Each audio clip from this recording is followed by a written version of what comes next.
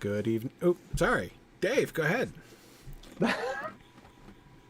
Sure thing. Hello, everyone, and welcome to the Silmarillion Film Project.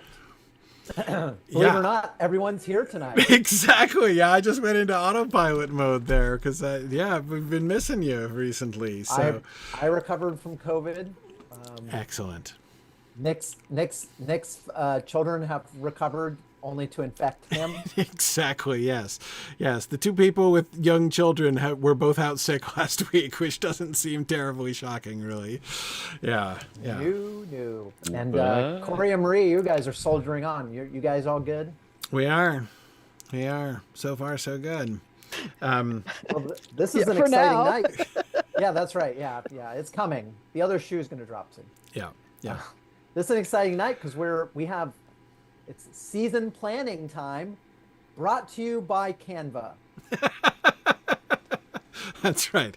Well, Canva hasn't Our actually unofficial- paid us enough to Yeah. perhaps justify the plug, but But they could. they could. That's right. We're open to it. I'm just saying. Should a Canva representative be watching, get in touch. But but yeah. So we're gonna tonight is like when it sort of gets real, right? It's fun talking about things. It's fun kind of working out ideas and everything.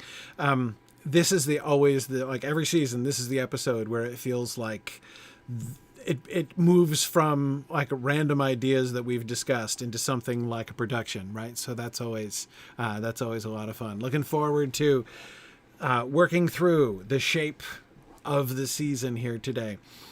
Quick look ahead at the moots that are coming up. We've got one this weekend. I'm leaving tomorrow for Orlando for Sunshine Moot, February 17th. That's going to be a lot of fun. Then our next one is actually in April. April and May are going to be rather intense moot months. We've got Houston on April 6th. We have York, England on April 27th. Carlsbad, California on May 4th, and then Edmonton, Alberta on May 18th. So that's going to be a really fun segment in through there for the rest of the spring here, our busy spring season. So, and as always, all of our moots are fully hybrid moots, so you can join us remotely if you can't make it in person. So yeah. So, Dave, D-Rod Curry suggests that Carlsbad is the Anaheim of San Diego. Is that fair? Yeah, that's about Yeah, right. that's about right. Okay. All right. I don't know Anaheim well enough. I've been to Carlsbad, but I don't know Anaheim well enough to know if that parallel works. But cool. Yeah, also GD Tarian is also suspecting that the Canva rep might have some rather pointed questions if they discover that Canva would be in fact sponsoring the Near Ninth Arnoidiad. So, that maybe it might be a harder sponsorship sell than we think. but who knows? Who knows? You should be paying for this wonderful plug that you're getting. Oh, man. Oh, yeah. Just think. All right. So I'm not even going to ask questions about the map. No, I'm not going to ask questions about the map, but it's always good to have it, and I may refer back to it. So, big picture, right? Tonight, we plan for the whole season. We're focused, we're going to try not to get too deep in the weeds with the details of any of the particular stories. But of course, one of the things that we need to sort out is really like how practical is it to sort of fit all the things in the places where we want them to go. But really the first and biggest thing I think is the overall shape, right? How are we going to manage the balance of what we want to talk about? So, these are the things that we know, right? As Marie's laid them out for us here, we know we're beginning in Gondolin, right? So we have a couple choices there. We could do a pure Gondolin bottle episode at the very beginning, or we could intersperse that with some of our other storylines if we feel that we needed to do that. I that's a really good question. I think whether we return to Gondolin at all before Turgon marches out, or do we just we leave Gondolin with Hurin and Huor at the end of episode 1, presumably, and then we're all surprised when Turgon suddenly shows up on the battlefield, and then the midpoint turn is the arrival of the Easterlings west of the mountains. Do we want that to happen in episodes 7 or 8? And can it be paired with the plague in the west? Well, that's really interesting. That would be fairly ominous. And of course, we're planning the war. How many episodes will we devote to the Nirnaeth or Nordiad itself? Is it 2 or 4? One of the things that just kind of thinking through and looking over sketches for the season, we've had, I would say, 2 real battles. We've had battles and some of the other minor battles, but we paid some significant attention to the tactics and the battlefield storylines, right, of the glorious battle, right, and then of course even more with the Dagor Bragollach.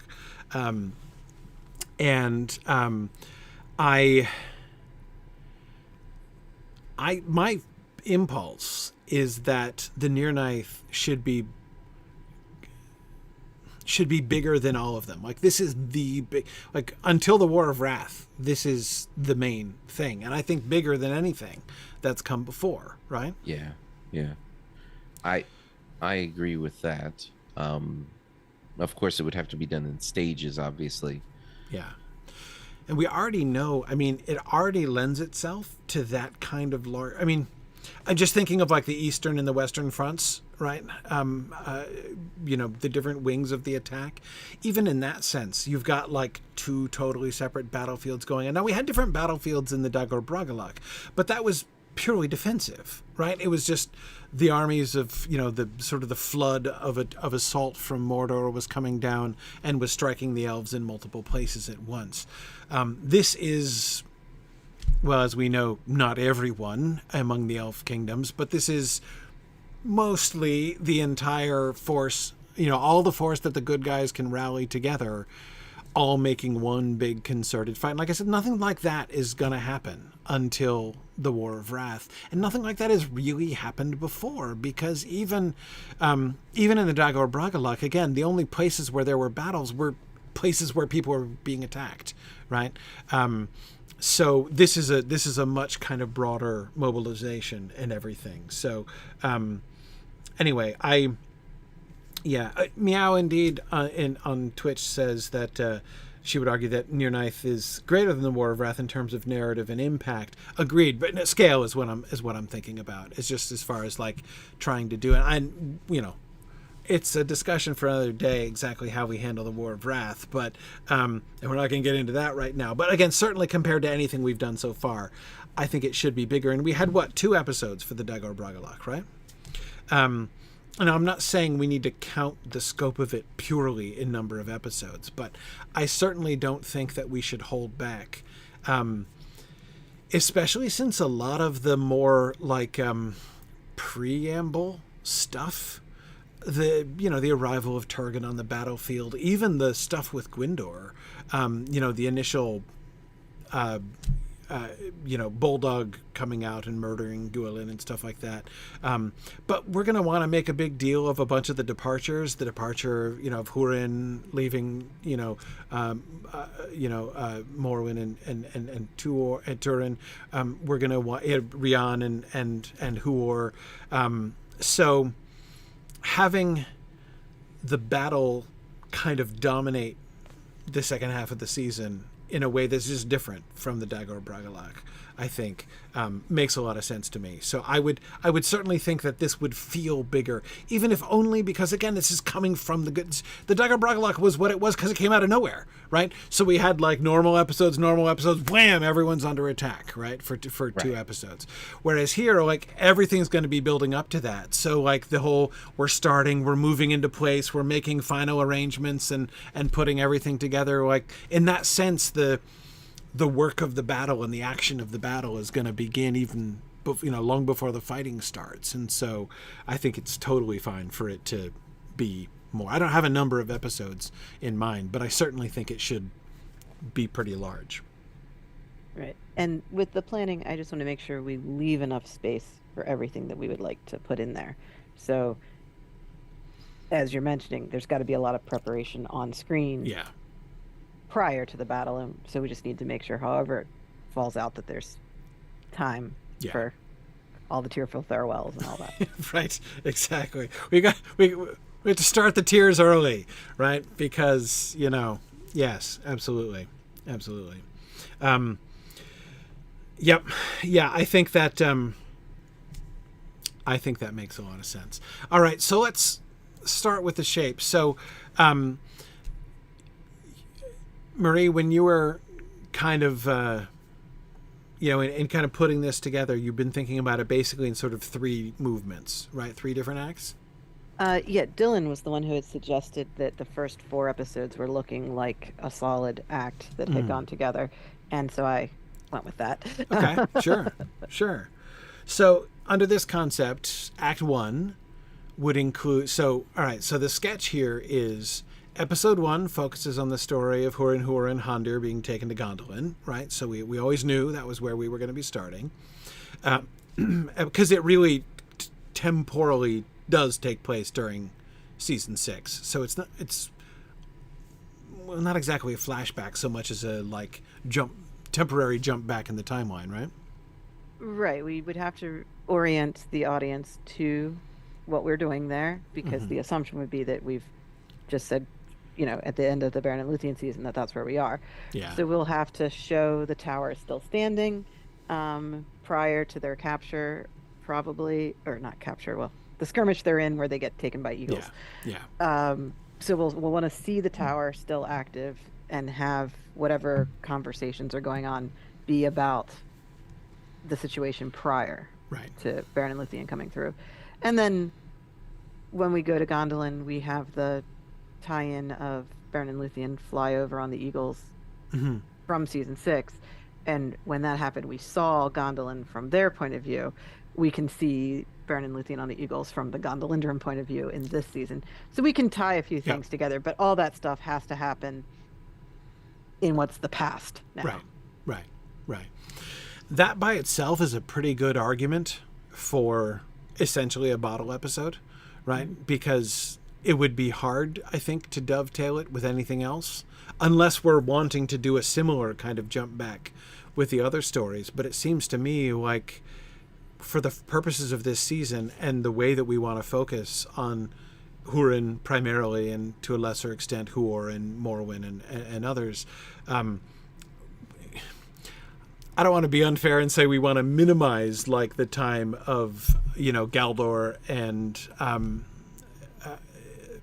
and like that, the earlier generation. But I don't think we want to expand the time that we spend with them, because we want to keep the focus on Húrin, I would think. And we'd have to. Like, if we were doing, meanwhile, while Húrin and Hondir are in Gondolin, we'd have to... I mean, that's where we'd have to go, I think. I mean, there are other stories we didn't cover while we were focused on Baron and Luthien that we could talk about, but yeah. Right. Like, there's not necessarily harm in having a scene with Galdor and Dorloman where he assumes that his sons are dead, right? Just to have the cost of them being gone before they get back. Like, we could show that, and that would be telling part of Húrin's story, but we don't need a whole story with Galdor. Yeah. And as far as our other storylines, most of them can't really start until we get past the Baron and Luthien season. The only one that can start a little bit early is Sauron. Yes. Because he leaves right. the story right. partway through season 6. He exits his tower and flees east. So we can show Sauron doing whatever he wants to do in the Barrow Downs anytime after the tower is down. Yeah. But for everybody else, we probably want to wait until we've had at least some time pass to get into the new story, so we know that it's new material with everyone. Right. Yep. Yep. No, that makes a lot of sense. And even with Sauron, his timeline, the early part of his timeline especially, doesn't matter that much. Like, it's not really important. So it's not like we must establish where he is in connection with the other stuff at that point. So, like, that is to say, technically, right, if we don't show Sauron at all until episode 2 or episode 3 even, technically we're jumping back in time maybe in showing him, but it wouldn't matter. Like, would it matter? But maybe we're not. Maybe we're this is not. his current. We're just jumping ahead to where he is at this time. Yeah. Yeah. So his storyline is very much just a bookend to the season. We're not planning to spend any significant amount of time with Sauron on screen. Yeah. So, since he's at the very end, I thought putting him at the in the first episode might be nice for that purpose. But since we're not going to spend any time with him this season, it's not important. If we don't show him till episode 3, like, no big deal. Mm-hmm. Mm-hmm. Yep. Yep. Agreed. Okay. So again, I think that the mostly bottle episode there, but I guess the big question there with episode 1 is, and I would think this is the only time we're going to be asking this particular question, do we have enough to satisfactorily fill a whole episode with what happens with them in Gondolin? Especially since, like, thematically speaking, what's mostly happening to them in Gondolin is nothing, which is what they're complaining about. I mean, we'll get to meet Gondolin, which is kind of a big deal, but... Well, it helps that we have 3 characters. Right. Who all have different perspectives. Yeah. Because we would need individual scenes with each of them experiencing Gondolin, right? And we have to get them to a point of wanting to leave, or talking about wanting to leave, or deciding that there's a reason to leave. So just being in Gondolin, being told, well, you're here and you stay here now forever, that's how Gondolin works. They have to more or less accept that up front, because what else are they going to do? It's just the reality, yeah. It's like, this is our life now. Right. So the growing dissatisfaction has to grow from somewhere. So there would have to be scenes leading up to that. Actually, no, we want to leave, and we think there's a really good reason why we should be allowed to. Yeah. And then we have to consider how quickly Turgon makes up his mind. Because it is true. I think that the issue is not that we'd run out of material, because you can just show off Gondolin material. Yes. But the all right, you got here, you can never leave. Well, actually, we've been thinking about it and we want to leave. Okay, goodbye. Okay, fine. Like, yeah. If that all happens, if you really want to, then okay. In half an hour of right. screen time, like, because we're not going to any other stories, if that all happens at once, it might be like, wait, what? Right. So that, to me, is what needs more space to breathe, is the decision to let them out of Gondolin, more so than anything else. But that doesn't mean we can't do it all in one episode. But that's definitely a reason to consider. Yeah, I mean, I guess allowing the story to spill over into the second episode. Right. I mean, my concern was simply, I don't know, I mean, almost the other way around. Basically, like, I guess the question I'm asking myself is, how much are we going to be kicking ourselves and wishing we had some of that time for some of these other storylines? Right? You know, how much is it going to be cramming everything else, that we have this, like, long leisurely, let's chill in Gondolin for a whole episode, right? And then later on we're, like, cramming and crushing things in to squeeze everything in, when it might have been nice to have half an episode to do some of those things earlier on. But it's hard for me with the time thing. It's hard for me to see how we could. Well, what I would be willing to do would be to start the beginning of the episode back in time with their skirmish and how they get to Gondolin. And we see the time stamp things that let us know we're in the past. And then once the eagle passes overhead with Beren and Luthien, and we've caught up to that part of the storyline, we're still before the wedding, before the end of the story, but we're getting close to the end of season 6 there. If we left Gondolin at that point and went and started telling another story, and then came back and finished the Gondolin story later, I would be okay with that. So if we really want another storyline to start in episode 1, we could bottle it for a point and then stop. Now, that's a weird structure, and I'm sure Nick is not liking my suggestion here at all. The point is, Yeah. There are things we could do if we're like we have to get something else Right. started. Well, I was thinking that Nick was being unusually quiet here. What are your thoughts about my concern that we might grudge the real estate for later on?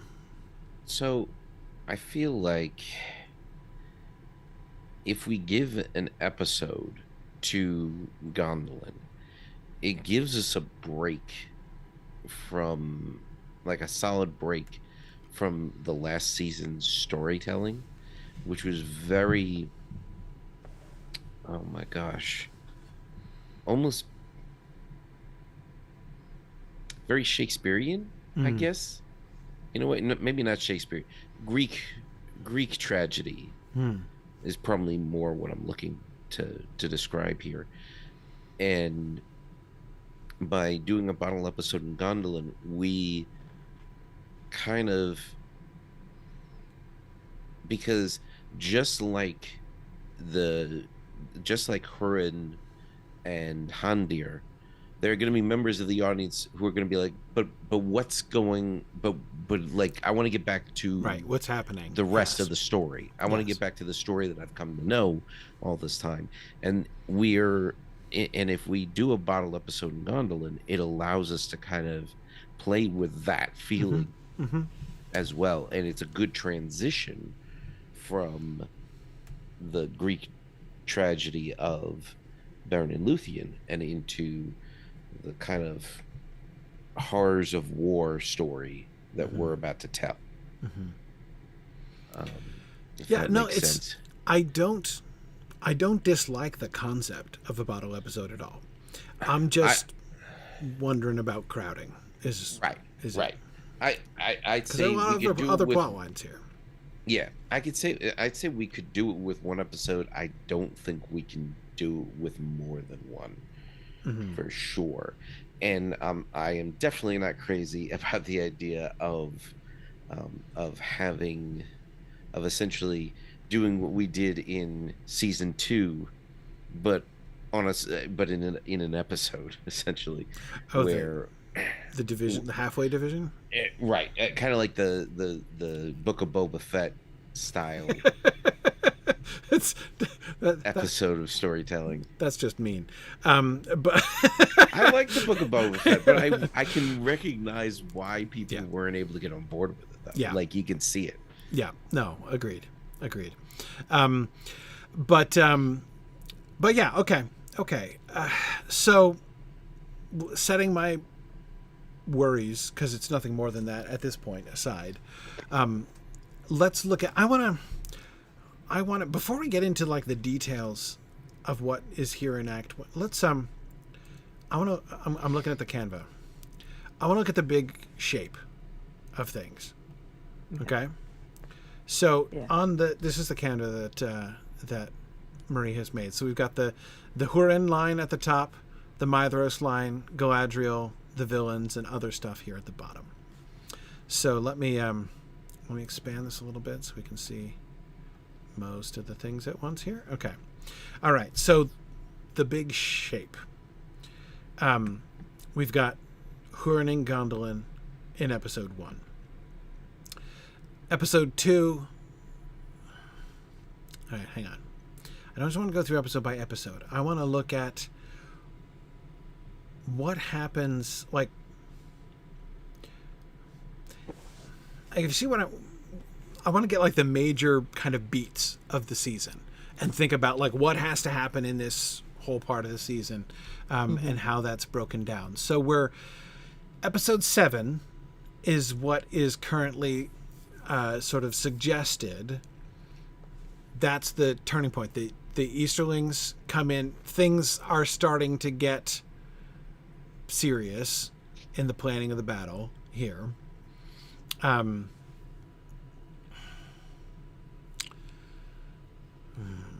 The plague. Quite honestly, episodes 8 and 9 are actually rather on the empty side. Yeah, I was thinking that too. Yes, I agree. which is why they actually have gray suggestions of we should go Yeah. back to some other storyline Yeah. we're not telling. Right. Yeah. You can choose which one to include. Right. G.D. Towering was just suggesting the plague. Let's talk about that for a second. Where do we see... We've mentioned the plague as like just the fact that it's going to happen in this time, and that's going to be a factor. But we haven't really talked about it in the context of... Like we talked about it in the context of like what it's going to mean to people, like the death of Lilith and everything. It's gonna have an emotional impact on people. But this is going to be perceived to be like an act of war by Morgoth, right? I mean, that Morgoth is sending the plague, or at least that's going to be suspected. And so how is this going to feed into the movement towards the battle has begun long since, right? Is this going to be, are we going to be using the plague as some kind of tipping point? Are we going to be using it, especially in the way in which we're thinking of potentially juxtaposing it, if not actually coinciding it with the arrival of the Easterlings, which could be used as like an ominous portent, or like I'm not sure how in the bigger picture of the season we're utilizing the plague. If you see what I mean. Because it feels arbitrary. Mm-hmm. Like it just feels like a random. Like why is Morgoth even? Yes. Like what larger scheme is this part of? Yes. If any. And because what if it's not actually Morgoth? Like we could go that route where there's people who think it's Morgoth and are blaming Morgoth for it, but in fact it's people get sick. Mm-hmm. Like, well, and part of why I asked if it was going to coincide with the arrival of a giant army of humans from the other side of the mountains is that, like, migration and the spread of disease are not unrelated. So right. If we ever have the Easterlings arrive at the end of episode 7 and then episode 8 is when the plague happens, it would not take much for someone to go, wait a minute. Right. And of course, we also have to remember that elves don't understand things like epidemiology. Right, because that's not a thing that affects them. Exactly. So it's strictly a human issue. Yeah. Yeah. So it's not something they would have anticipated or even really understood, possibly until well after the fact. Yeah. You know, it's. I mean, just think about the Columbian Exchange. Like, I've said this before. Like, let's say that everything was handled by the Europeans perfectly, which it wouldn't have been. But like, let's say that it was not. You know, let's say that it had been. 90% of the population of the Americas still die due to disease. Mm-hmm. Right. Like, that's horrifying. Yeah. No.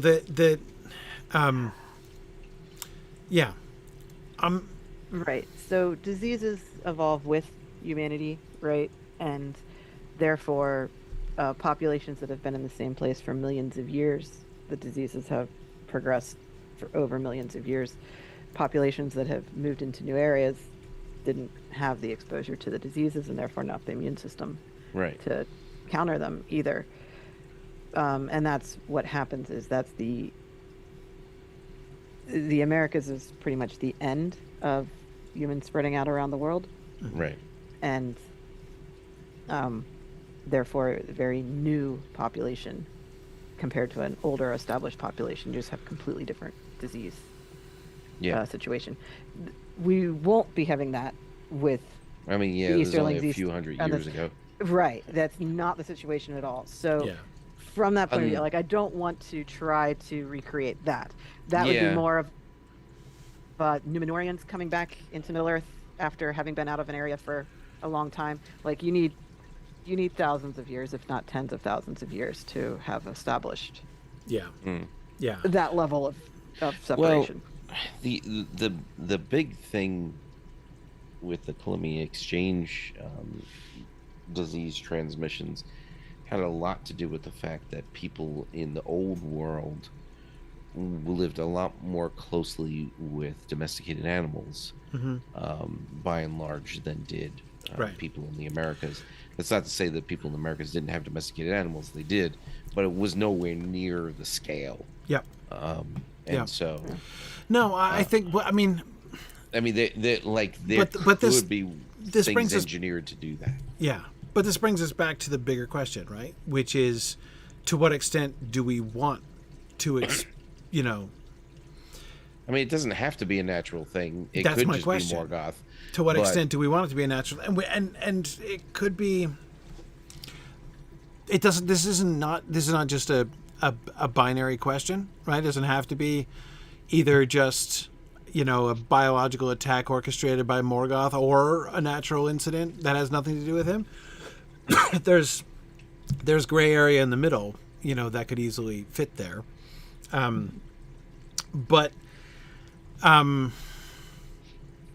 Yeah. For questions like that, it's often nice to not answer them for the audience and let it be their choice how to perceive it. Doesn't mean we can't make a choice of what we're trying to portray. Right. But I would be fine with ambiguity in whether the plague was actually caused by Morgoth or not. Yeah, and like the people in the show could be convinced that it's Morgoth, but that doesn't necessarily mean that it is. So if it appears random to people, they might come to the conclusion, well, maybe it is random. You know, maybe our you know, Iron Age people in this show, not Iron Age, but, you know, medieval-ish people in this show are wrong about science. Well, but I think so. But the more important question is, assuming that some of them do think it's from Morgoth, how does that affect them? Like, how does this change the story? Like, this is what we need to sort out, right? What is the response to it? What is the response to the plague? And we need to think about this. Like, what is the response in Dorloman, right? What is the response from Maedhros, right? What is the you know, he's okay. So, like, let's just ask that question, right? In a couple different ways there. Dorloman is where it's going to hit hardest, right? That we're going to show anyway. I mean, does it hit Brethel? Do we know that? I'm not sure. We know it hits Dorloman, right? That's the primary story element that we have. So we're gonna have it sweeping across Dorloman. What do the people of Dorloman think about that? It seems hard to imagine they're not going to blame Morgoth for this. So, what are the consequences of that for them? Is this something that is going to significantly increase the impetus towards war? There's going to be kind of a bifurcated response in that you're going to have people who are enraged by this encroachment, but you're also going to have people who are realizing, oh, this is a seriously powerful enemy that can do really bad things to us, and maybe we're not. We have declared war on the god of plagues. Yes. Yeah. Maybe that's something seems like a terrible idea. Twice about. Yes. So it could almost become a crisis of leadership for Hurin, because he's very distracted at the moment, because it affects his own family. Yes. And so he's not really in a great position to, like, rally the troops and give stirring speeches about how he has a clear plan of how to move forward, right? He's grieving and probably in a bit of shock. Like, I don't know how quickly we're going to make an illness progress, but the amount of time from, oh, people are getting sick, to, oh, my daughter is sick, to my 3-year-old daughter is dead, like, that probably is a very quick progression. Yes. And like, you don't usually, like, be like, of course, so as planned, we're going to now do this. Like, that is not the next step. Yeah, no, I agree. I mean, Hurin's, we have to first work out what happens within Hurin's family, right? How does this affect Hurin? How does this affect Morwen, right? we know more than anything about how it affects Turin from the Narn, right? He's the one whose account we get of this, in a sense. But because we get that story from Turin's point of view, essentially, we don't really know how it affects Morwen and how it affects Hurin. So we need to sort of figure that out as part of the story. The one thing which is just the sort of the obvious cue that I would hate to miss is the sort of quasi-allegorical touch of Lilith's name, right? That the Great Plague brings about the death of laughter is, to me, a fairly plain prompt, right, about how to take that. And what does that mean? What does that mean for Hurin and his own resolve and his own situation? And therefore, because first, yes, he and Morwen have to cope with their family crisis, but then that they're coping with that family crisis then also becomes like he then has to help his whole people through that crisis. I mean, there can be a little bit of synecdoche involved there, right? It is a genuine crisis of leadership, but again, assume like however Hurin and Morwen themselves emerge out the other side can be a kind of picture of what's happening in Dorloman as a whole, and we can see him kind of extending that outward, in some ways. But this leads me again to think about when we want the timing of this, because if we looking for a second at I want to look at the Maedhros plot line. That is like the actual build up towards the planning for the battle and everything, right? So if it's episode 4 when he first comes to Fingon, right? Mm-hmm. So we have Maedhros meeting with Fingon and convincing Fingon to join the Union, which means that Hurin is going to be on board relatively soon, like at that point or soon afterwards, right? So by episode 4 or 5, at the same time he's marrying Morwen, Hurin is basically on board with the war, right? With the battle, with the attack. Mm-hmm. So, and then we've got the summit happening in episode 6. So if the plague is following all of those things, right, then we have all of the major decisions about pretty much all of the major decisions about whether we're going to join the battle, like who's going to fight in the battle, will have been made by the time the plague comes around. So it's not going to influence that. What it would influence is not like, should we do this or not, but like, should we follow through, right? If it's going to prompt something, I would think it would be prompting like doubts and uncertainties as to whether or not this decision that we've made some time ago now is really a good idea. So yeah. I was going to say that as far as Hurin is concerned, like the way that the story is described suggests to me that he would be despondent after the loss of his daughter. And that causes this crisis of leadership, as you described, this crisis of confidence amongst the people of Dorloman. And we had discussed maybe Morwen is like, she is steeled by this. She, like, Morgoth took her daughter, and she, now she, while before she might have seen Hurin's desire to go into war against Morgoth as kind of a boyish fantasy, now she's more like, you need to go get him.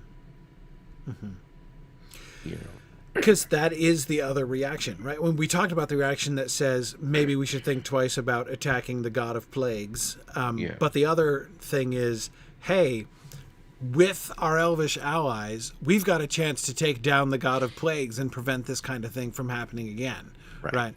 Right. Yeah. I mean, it's not just a mad suicidal attack on their part. Right. At least they don't realize it is. They don't think it is. Neither does the chronicler of the Silmarillion, though. So you know, exactly. Yeah. Yeah. So I do think that the reality of what the battle is going to mean hits right about in the aftermath of the plague, because up until then it's been planning and talking about it, and right after this is we're going to start actually mobilizing, right? And so that shift from talking about doing it and planning to mobilizing, I think that will match with where the plague needs to fit. Yeah. This does incline me to shift the plague into episode 8, and I could even imagine putting it into episode 9 if we wanted to, depending on how other things lined up, because again, the role that we're suggesting this is going to be playing is this like final test of resolve, right? This figuratively on the eve of the battle test of resolve, right? Are they going to follow through? So not to push it up into the turning point, but past the turning point, right? When everything is in place. And so that way we're not trying to do the Easter. So I think I definitely want to separate the plague and the Easterlings. And it makes sense to me in the overall shape of the season to have, because the arrival of the Easterlings is the big, huge, unexpected, catastrophic infusion of hope, right? And to have that happen and then the plague happen, which like now you've got to like persevere through that. And again, the elves are not going to be affected by it. Like they'll see it, affecting their allies, and that's going to be sad. But it's, it's not like it strikes a major blow against the preparations for the battle, big picture, right? Okay. So then if we want to move the plague later in the storyline, which I think is reasonable, one thing we can move earlier is the relationship between Huor and Rian. Like they need to get married before he leaves for battle. Yep. So that's pretty much our requirement on that. And she's quite young, so we didn't want it to be a beginning of the season story. Yeah. But it doesn't have to happen right before the battle. So if we want that to go with some of the more hopeful stuff earlier, we could pair that romance with the arrival of the Easterlings rather than the plague. If you want something happier and more uplifting. Right, exactly. We were going to play that one more as a traditional fall in love romance kind of story. If we're shifting the death of Lalaith until later, there's nothing other than the birth of Turin on Hurin's plot line between burying Morwen and then eventually the plague, right? So, we absolutely could move that earlier.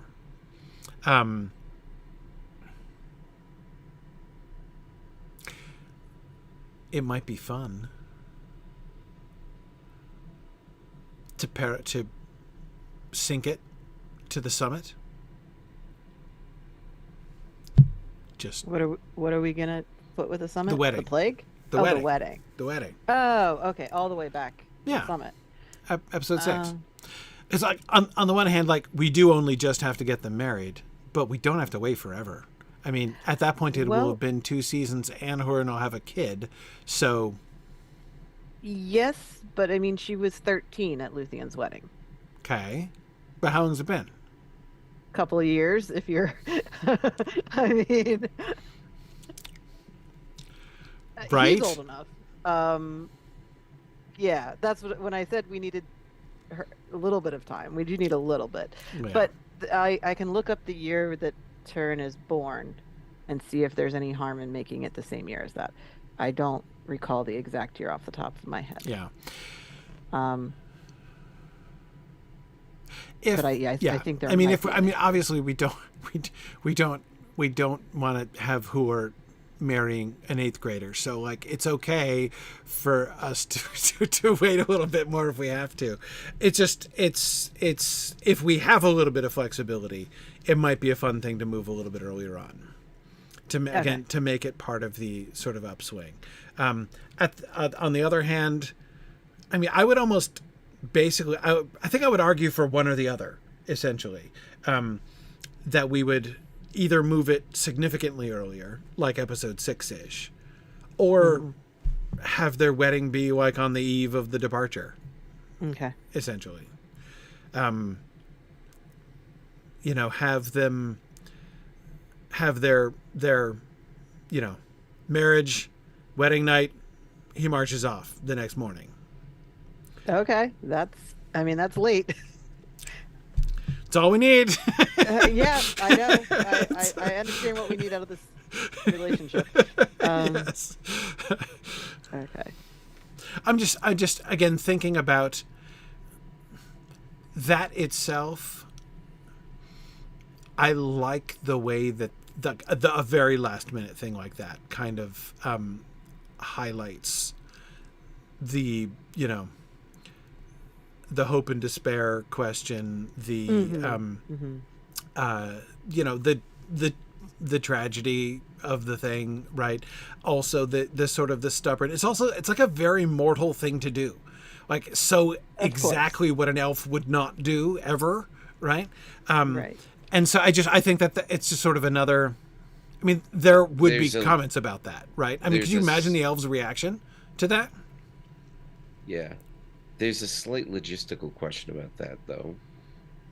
The birth of Tur would then happen months after they went off to war. Now, this whole war could take months. Well, Genie Tarian is bringing up this exact question. I don't think Rihanna is going to last 9 months pregnant with Tur after the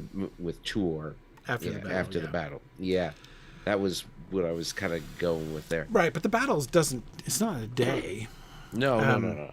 Right. So Rian is 22 when the battle happens. So So we do have some time. We do have some time. If we keep Lilith's birth in 466, then that would be 6 years before the battle. So the plague would happen 3 years before the battle. So we do have quite a bit of time passing episode by episode in the middle of this season. Right. I mean, there's like 10 years over the whole course of the season. So we have time to do anything we need to do. Mm-hmm. I was just a little nervous to move that wedding up to the very beginning of the season. No. I wanted it a little later. Not the very beginning. Not the very beginning. Yeah. 6 is the earliest I would suggest. But so what about how long before the battle is Turin born? Turin he's going to be what? He's going to be like. Okay, so Turin's born in 464, and the battle is in 472. Now, Turin being born in 464 means we would need to get her back to Dorloman by then. Yes. Which is about when the Baron and Luthien season was ending, and it's about when the people moved from Brethil to Dorloman, which is where Morwen is. That's a bit of a hustle. It is. So we probably kind of just wanted to smudge over all the years in the beginning and be like, and then he comes back and he marries Morwen and Turin is born, and let's not worry about how many days and months that all took. I think that seems wise to me, especially since honestly, like if Turin is supposed to be 8-ish at the time of the battle, I mean, 8, 6, 10, that seems kind of fungible to me as far as like the role of his character, right, and the place that his character is in. So yeah. I mean, he has to still be a child when he goes to Doriath, so we can't make him significantly older. No, exactly. But as long as he's so like much younger that he doesn't remember his sister. Exactly. So that's pretty much our or his dad. There. Yes. Yeah, or his dad, or he has to be old enough to have childhood memories. Yeah. But again, that could be as young as 6. If he's 6 at the time of the battle and his sister dies like a year before, he's 5 when his sister dies. That could still work. I mean, it's pushing the envelope, but yeah. Right. Yeah. So I'm not super concerned with teaching the audience what year it is Right. Yeah. throughout this season. Yeah. As long as we do want to make progress. sure it does make a certain amount of sense, but Yeah. we do seem to have some leeway there, so I'm not too worried about that. Okay. What you see when I was thinking about Huor and Rion and the summit, right? What I'm thinking about is like where does it make sense? Like, what do we want to line it up with? When do we want that particular? Because it's kind of a big deal. Huor is one of our like secondary main characters, right? I mean, Sure. he's in our like second tier of focus characters in this season. You know, in that he's like one of the primary accompaniments to our focus character here. So him getting married, kind of a big deal, especially given, you know, his prophecy at the end and the role of his son later on. So we don't want to just kind of squeeze that in somewhere arbitrary in the middle of the season. So it feels like that's why I wanted to make that. I was thinking of the coinciding with the summit, as that seems like let's get together and make cheerful agreements for the future kind of moment, that we could have that kind of resonating in Dorloman as well as at the summit. Yeah. Okay. Or we do it at the last minute. So it's why my secondary argument is at the last minute, as because then it works as a theme of like stubborn hope in the face of you know, oncoming probable death, and we're going to do this, and all the elves are going to be totally puzzled, and we're going to explain this is how humans think, not how elves think, and this is why, you know, so like there would be some utility in either one, but like having it just be a random place, like the Easterlings show up and P.S. Huor got married, like that feels random. Well, the idea there is that if we have a story in East Beleriand, we would need something happening in West Beleriand. So that's the Dorloman story for that episode. It wouldn't necessarily connect to the Easterlings, except that we have building hope with the Easterlings, and a wedding is a happy thing to put with building hope. The other romance we have in the season is Gwyndor and Finduilas. And we probably need that to get introduced at the summit meeting, in the sense that Gwyndor's going to be there, and we don't get a lot of time with him on screen, so we have to at least understand that he and Finduilas are a thing in that episode. Right. Yeah. When do we have? I forgot about good old Gwyndor. When do we have Gwyndor's decision to go and, you know, Findula, like the frosty quasi conclusion of their relationship that we discussed before? Well, where do we see that winding up? That would be with the leave takings, I would think, where we have a much more tearful leave takings in Dorloman. What's going on in Nargothrond is he's being told, you know, if you leave, don't come back, essentially. Right. So I assume that goes with the leave takings. And unless we had a reason to do it earlier. Right. So we're talking episode 11?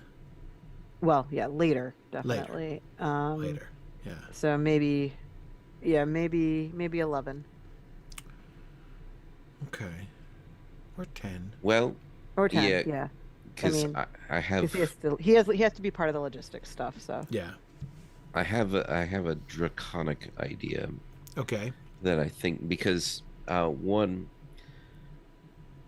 we need to indicate the size of this battle, and the best way to do that is by demonstrating that it's a campaign rather than just a thing that's happening. Yes. And I was thinking, while I like the dragon trap idea, I was actually thinking, why not just make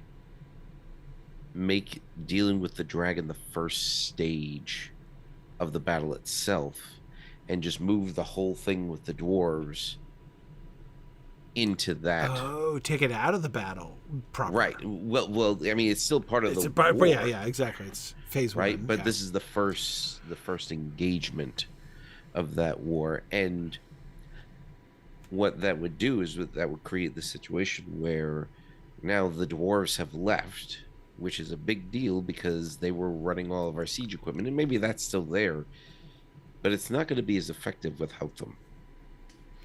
Like sure, the elves and the humans could figure out how to use it and go ahead and still use it, but it's not going to be as effective.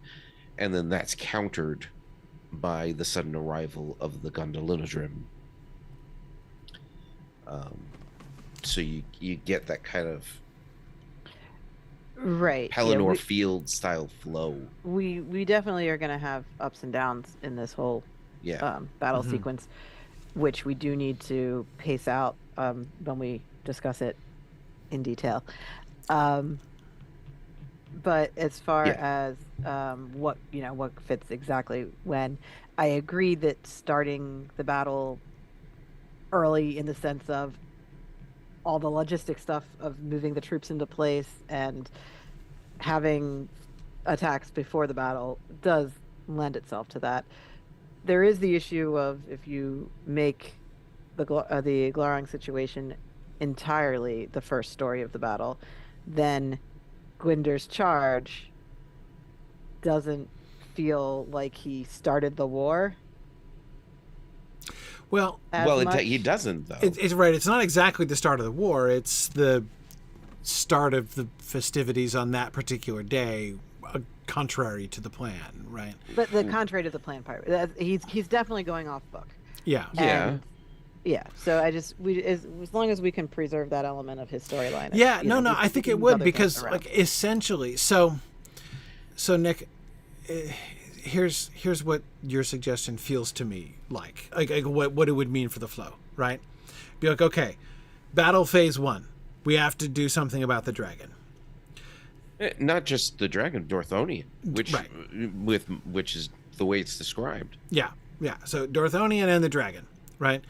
That's which is, by the way, this makes all kinds of tactical sense. Let's not go into war in the north with Dorthonion behind us, right? Like that would be stupid. So let's handle Dorthonion first, which means handling the dragon. And the result, success. Phase 1 is successful. Right now, like the dwarves leaving afterwards, that's bad. That's bad. But honestly, that can be kind of spun in two different ways, right? Your Maedhros, you say, okay, we've lost the dwarves, but you know what? Look at what the dwarves accomplished, right? Like it was still a win. Like the dwarves, like the connection with the dwarves still bore fruit, right? Even though it'd be nice to still have them, but net gain, right? Yeah. We lost the dwarves. We took out Glaurung. Net gain for our side. Phase 1 is a success. Right. So now we can move on cheerfully to phase 2, and this will be great. And Marie, that's where Gwyndor. So it's then so everything is looking. Again, everything isn't perfect because we have the downside of and anyone who's grumpy about it can be like, see, everything is going wrong already. We've already lost the dwarves, and the people who are holding on to Umdir can easily say, come on now, look, it was still a net gain, right? Then things in phase 2 start to go poorly. But I know we're going to be planning out the phases of the battle with a little bit more difficulty. But I kind of like that idea. It's a little tidier because we had been theorizing some kind of a failed attempt ultimately to entrap Glaurung, which would then result in him coming out onto the battlefield. But it would still create the difficulty of our having to manage him on the battlefield until he encounters the dwarves. But so I kind of like that, and I can imagine the dwarves being because of their experience with Glaurung before, the dwarves being willing to kind of be involved in the dragon assault in Dorthonion. Yeah. Until it goes terribly for them. Right. Or again, it goes gloriously well for them. And we did what we were supposed to do. We did our bit. We're done. This was our part of the deal. Right. And it's actually not impossible. So you guys had talked about having this separate army and Corps of Engineers, it's Yes. possible the Corps of Engineers doesn't leave Right. because they weren't there. Like Right. they don't walk off the battle carrying Azaghals body, so Right. maybe they don't go. Right. In which case, it's still that's very much a net win. Right. Right. Yes. Yes. Yeah. Sorry, though I was immediately thinking when you were with your suggestion before that the dwarves leave, but they leave the siege engines there, and then, Olfast's people are like, or Oldor's we can people do that. are like, Yeah, hey, we know how we to use volunteer those. to, we'll take care of this. We'll take over. Right? And then they don't. Right. And then they don't. Yeah. But anyway, this, I think, especially with the Glaurung, if we consider Glaurung phase 1 of the battle, which does make all kinds of sense, that would basically give us a 4-episode arc for the battle as a whole, for the campaign as a whole. Yeah. That would mean I would push leave takings into episode 9. Okay. Potentially. It could still be 10 if Possibly. if nobody who's doing the leave taking is involved in the Dragon Dorthonian plotline. They because overlap. that seems like a Feanorians / dwarves Yeah. mission. So Yeah. I do think we can push things back into 10, but I don't think it would go all the way back into 9. 10 would. Yeah.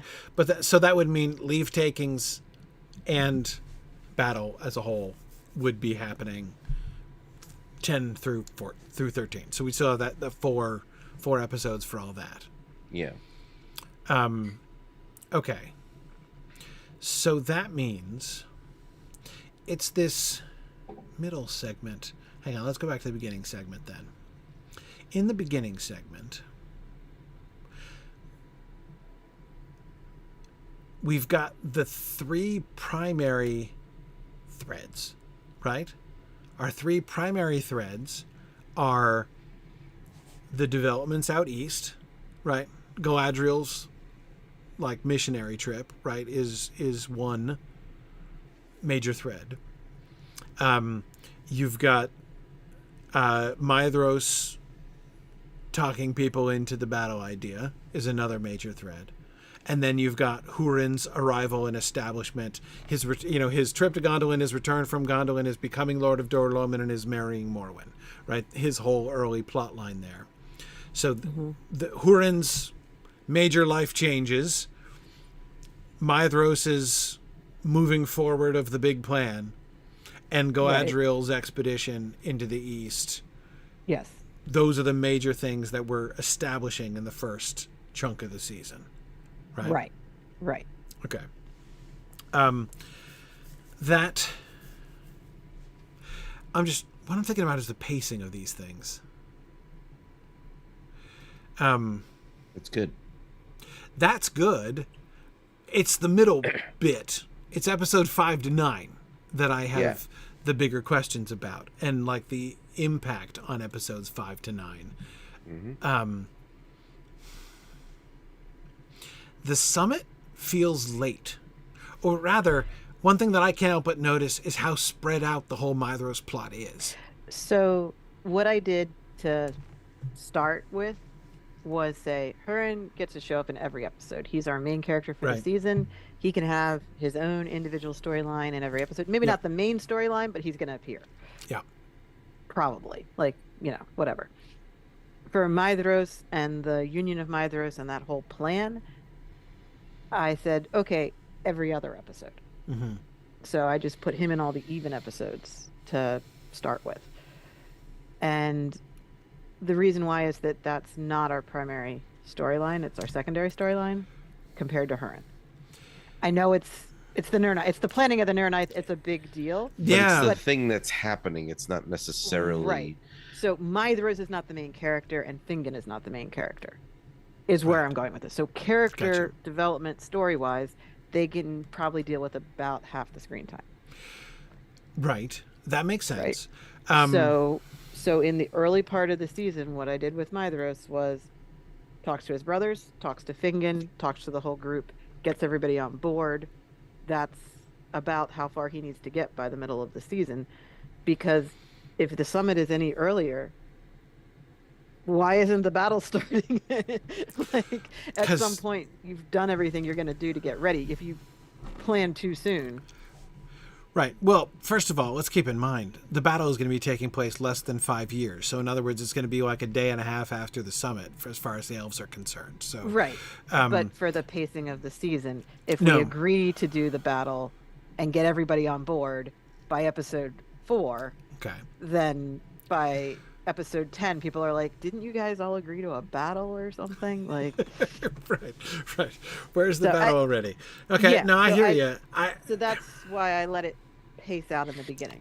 I didn't think there was any rush to get to the summit. All right. I think what I'm hoping for, I'm not disagreeing. Like but what I'm missing is, although I agree that Maedhros and Fingon aren't our main characters and aren't the focus of the story that we're telling, theirs is still the major story of the season, essentially, right? I mean, it is the thing that's happening, as we say. And there are going to be things that will, I mean, like, we know there are going to be other things that are going to be happening in between. These are the things that, I agree, these are the two things that should be on screen pre-summit, right? Maedhros talking to his brothers, Maedhros talking to Fingon. But we've also discussed having Hurin and Fingon sit down and have a discussion. Well, that's exactly it. That's what I was going to suggest. But to my mind, that would be between Fingon and Maedhros' conversation and the summit. So that would be an episode 5 thing. Which is fine. Where Fingon would visit him. I just hadn't put it on the... Yeah, no, it's good. I just want to make sure that I want to make... I guess what I want to see is the momentum. Go ahead. It also wouldn't kill us to have Maedhros spend some time amongst the humans to be like, yeah, I need more of these guys. Right. Yeah. Exactly. No. We talked about the few of possibility them that I had in Maedhros Imring are not gonna like. I need to get me some of this. Right. I had one once. He was kind of cool, but yeah. Well, there was a small contingent of them at Hemring, but exactly, like the descendants of that guy. Wait, who was it? Yeah. Was what's his face? Right, the guy who gets impersonated. Whose name I'm blanking. Unlock. Yeah. Unlock. Yeah. Right. Exactly. Him and his small cadre of like whoever was in his, because remember the Estelad culture had these small bands roving around that would meet together. So his band. Yeah. Went to Hemring. Yep, exactly. So he had a guy once, but yep. So anyway, I totally agree. I just want to make sure I don't want to lose sight from like our sake and thinking about I think there's a sort of a danger in just having the blue line kind of empty for long stretches, because that's the story. In a sense, that's a storyline that has to make sense from one end of the season to the next. Like, that is the story that drives the whole season. So we need to make sure that the flow of that is going to make sense, even if we're going to be telling it from a distance or even skipping bits of it and only hearing about them later on or whatever. We can do that because we choose to focus on Hurin instead.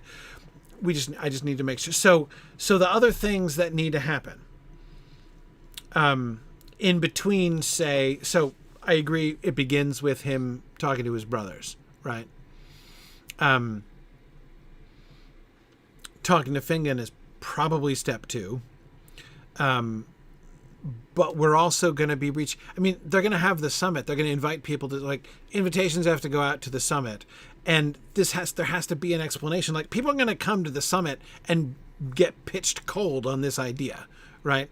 Like, the idea will have been spread, and then they'll be coming to talk about whether or not to do it.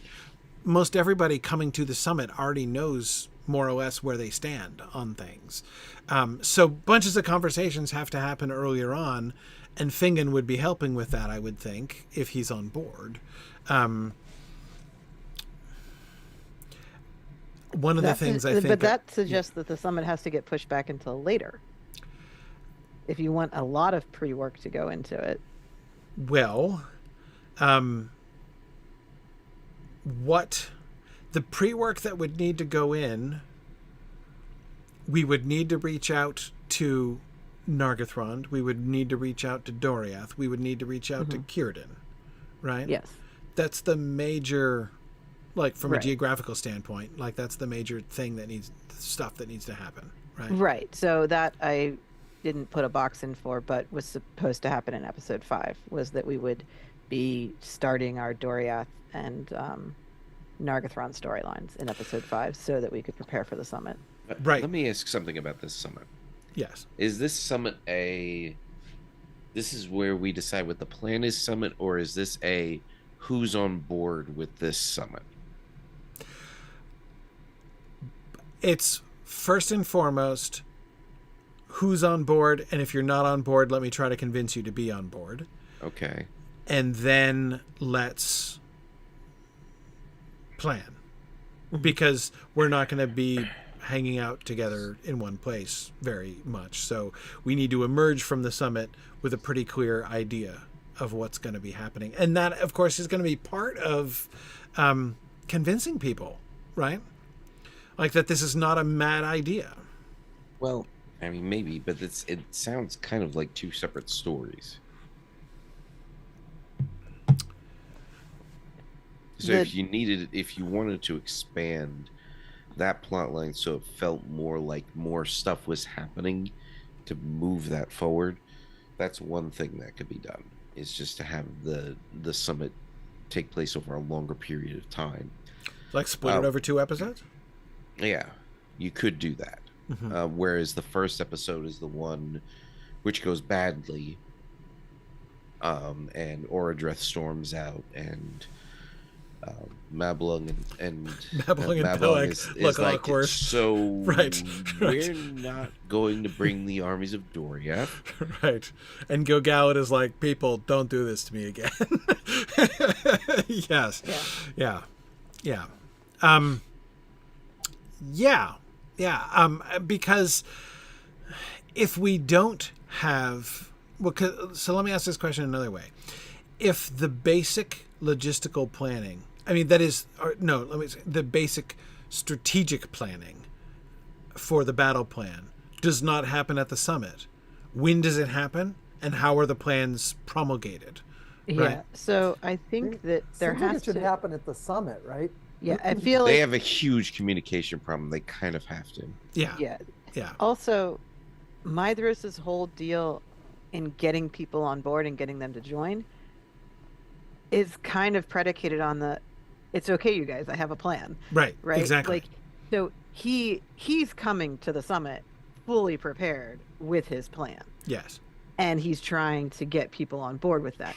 Now, I'm not saying the plan's not adaptable depending on who joins It's got to be right. Yeah. Obviously, like it's got to be a flexible plan, but he has to be able to stand up there and say something that convinces people, like, "Hey, now is the time. We should get on board with this and do it now." Right. Instead of just saying, "So, right, Morgoth, been there the last 400 years. We could have attacked him at any point in time, and we never did. But now Right. we're going to do it." Today's like, right. How is he this has not to have- Fingolfin all over again? Yeah. Right. He has to have something he's saying, and it can't just be, well, Luthien did it, so like let's give it a go. Right.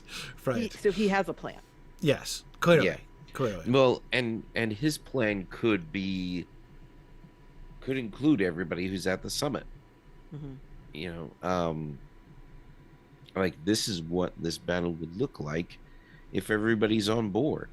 Mm-hmm. Yeah. Now, once turns out that everybody is not on board, in fact, the 2 most numerous armies that could show up, elvish armies that could show up, are in fact not going to be there. That changes the math. And so now, how do we figure out how to do this without them? I gotta think Mithros has come with like 2 different binders to distribute, or maybe 4 different but binders. we have to discuss what that looks like. Exactly. Right. Yeah. Well, yeah, because unfortunately we can't just plan the near knight that's going to show up on screen. We also have to plan the near knight that they or that what Mithras the draws Union up. what the Union of Mithras was actually planning on having happen in this Yeah. battle, which apparently are two totally different things. Yeah. And we can have, and we should have, our other heroic characters have input. Yeah. And have agency in what, like, especially Hurin. Yes. Like, Yeah. Hurin should have input on what actually happens on the battlefield, because otherwise he just got duped by Mithras into getting himself captured. Right, and And I think that's how we would want to show characters who are pledging support. They're not just be like, oh, whatever your plan is, we'll totally show up for it. Like, the folk of Brethel are not known for having that attitude towards anyone in life. Right. Like, that's just really not their personalities. Right. So yeah, I agree that it is a summit to get counsel from everyone Right. involved. But it's just he didn't show up with. So what do you think we should do, guys? Like, that's Right. not Oh, of course not. Yeah. Of course starting not. point. I imagine that during the secondary planning meeting, he's doing a lot of yes and Yeah. kind of leadership. Dave, sorry, what were we going to say? I was wondering, wouldn't some of the recruitment have happened before? Like, I'm trying to imagine like the representatives from Doriath showing up and then finding out what this was all about and being like, well, that was a wasted trip. Exactly. I would have to. Oh, no, I would yeah, I would for have sure. to imagine that like either the recruitment happens on the ground, like he goes around, Mithras goes and visits and says like, here's why I want you to come to the summit, and either he gets his no then and they just don't show up, or at least like maybe people are showing up and they haven't made up their minds. And they're at least open to it. But I have to think that he has some intelligence, right? Ahead of time, like if he's a competent ruler, he knows ahead of time, like, Right. here's the people that are really on board. Here's the people we have to persuade. Yes. Right. Here's the people that I think probably won't join. And that's where it's a joint effort with Fingon. Right. Is that Fingon's very much involved in that part of the process. Right. Yes. And he might think he can persuade or Dreth. Yes. I would vote that Fingon basically tells Mithros that he believes he can deliver Orodreth. Like he believes he can Right. get Orodreth to show up. Right. And if he can do, and if Orodreth is on board, they think that they might be able to get Thingol. Yeah. Thingol is the long shot. Right. Right, Nobody Thing- really yeah. believes that that's going to Right. happen. Even But- Fingon isn't going to be confident Probably, that he could do But it. maybe the change goes from Mablung and Beleg show up to deliver the message that no help from Doriath is coming, changes to we'll see what we can do. Because they will see what they can do. Like Right. Mabong and Beleg themselves are going to be like, actually, this kind of sounds like fun. We hate to miss this, right? Right, Even though right. even though Thingol's they- not into it, we kind of are, right? Right. They were Yeah. sent to deliver Thingol's, of course, very, respectful No. decline to Yeah. this party. But they, in fact, are like, do we really not want to be Right. part of It this? kind Right, of sounds a little awesome. Yes. Okay. We'll Yeah. see what we can do. What we can do is we'll be there. We'll be there. Exactly. Maybe we'll bring Yeah. a couple friends. Thanks, But you yeah. guys. Yeah. But no, but this- honestly, I think like this- in some ways, of course, that is like that counts as a phenomenal success, like way better than anyone could have expected, really, Right. from Doriath.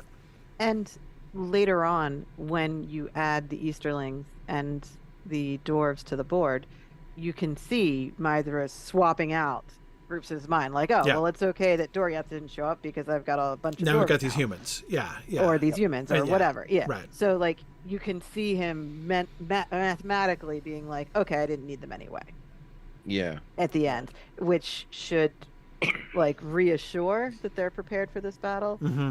Mm-hmm. But at the same time, yeah, we still feel the loss of that group.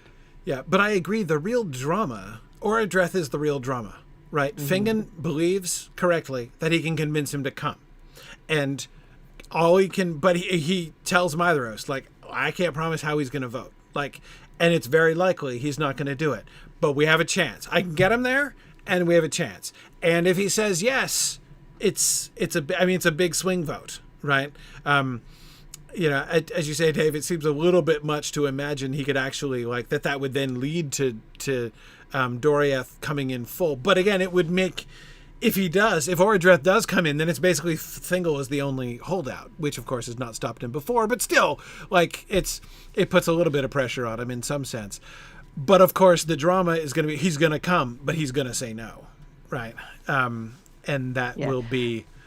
But Gwyndor is there in his entourage, and Gwyndor is saying yes, and Gwyndor eventually is going to get a contingent of guys to come. Yes. So there, even in the firm no from Orodreth, there is a little bit of wiggle room. Just as we're doing with Doriath too, with Beleg and Meblung. So so we're gonna, I think that you can come away from the summit meeting with well, that went well. Right. So Gwyndor is there at the summit meeting, and Orodreth is storming out, and Gwyndor is kind of like turning around, looking back, like, right. This puts me in an awkward place because I kind of love it, right? And I definitely want in for personal reasons. And then we have the awkwardness with him and Finduilas almost immediately. Actually, could be setting in. So. Thinking then about we'll have like a moment halfway through the episode where we think, I think we got him, we've swung him, right? Says something during the meeting that makes them think that they've won him over, and then the next scene is the devastating, like, nope. Yeah. So and even that maybe we've got him could be from Gwyndor. Like, oh, yes, we got somebody from his entourage. Gwyndor gets a little too excited. Yeah. So I'm kind of actually liking the idea, not of dragging out like the summit alone as two full episodes of nothing but summit, but just basically because I'm thinking about how do we communicate the battle plans? Because I agree, I think it's really important that we talked about wanting to bring the audience to the place where they genuinely believe the elves can win, right? They think this is going to go well, which means we need to convince them of the plan, the audience of the plan, right? So I feel like we need to have that, I mean, this could be done very badly, but we need to do the tactics. Like we need to the audience needs to hear Maedhros's pitch also about what the plan is, like what Maedhros's plan is and how it's going to work. And there's no other place other than here because, Nick, as you said, they've got some serious communication issues. They're going to need to leave the summit with the basics of the plan, which can be refined with things like the Easterlings happen and stuff. Messengers Fingon can be like, oh, wow, this big news just in from Maedhros. There's now like 100,000 humans on the plane. Like, okay, right, that's different now. Well, and also somebody because if at this point the dwarves are not yet on board, then people can be asking him, well, what about the dragon? He says, look, let me worry about the dragon. Right. I've got some irons in the fire on that. We'll if I can take care of the dragon, that's going to be the first thing that happens. Right. If I can take care of that, this is what happens moving forward. Right. Yeah. So, okay. No, that's, because he always intended, even if he couldn't get the dwarves fully on board, to be getting them to armor his guys. Yes. So that they could handle the dragon. And as for where else can we have that kind of discussion, when the Easterlings agree to join the Union of Maedhros, he needs to pitch them as well, right? True. That's true. And that would be the opportunity for the refined plans, because at that point, he knows exactly who he's got in the West on his side. Well, he doesn't know about Gondolin, but right. Minus Gondolin, he knows what he's got over there. And then for the East, if they join, that's the biggest part of the force. So they would be playing a pretty significant role. And he's already got the dwarves recruited to some extent with the siege equipment, probably. And now it's just a matter of getting their army involved, which would be the last step of the process. But we do have that later scene where we could bring the audience further along into the battle plans. Right, that's true. So I'm just thinking about Nick, I'm just reflecting on what you said about two storylines, right? And if the sort of first or primary summit scene, or summit episode, right, essentially culminates with Ordreth walking out, right? Then we could still kind of wrap up the summit in the following episode, cementing plans and basically dealing with like, okay, now how do we cope with this reality? And Mithros, because I would kind of like to see sort of Mithros holding it together. You know what I mean? When the swing vote doesn't go their way, it's not a crushing blow, but it's not great, right?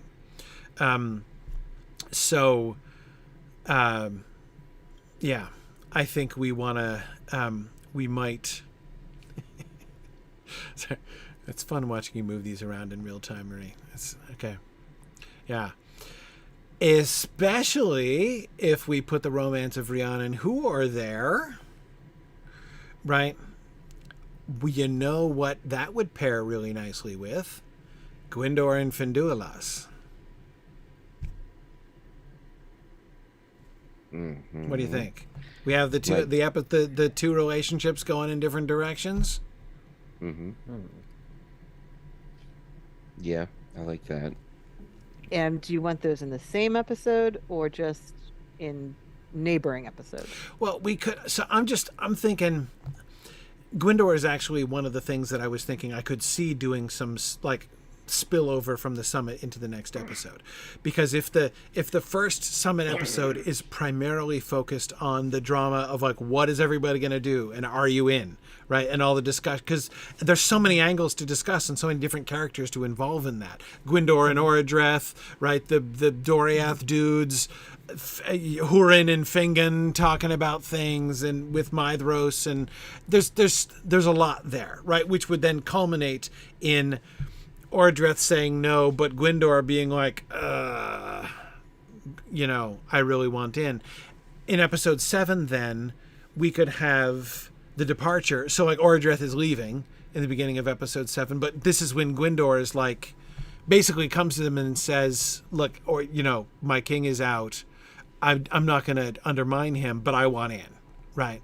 And then that would lead, Finduilas could be along with them at the summit, and he and Finduilas could have their thing right there, right? Where his choice is made, and she knows that he's making it, and they have their falling out, right? That means we don't even have to go back to Nargothrond. We just have him show up later on. Like, he's wrapped at that point, right? And that way we do all of the little mini Gwyndor arc in 2 episodes there in the summit, but the second summit episode wouldn't be as intense. We could still do planning, right?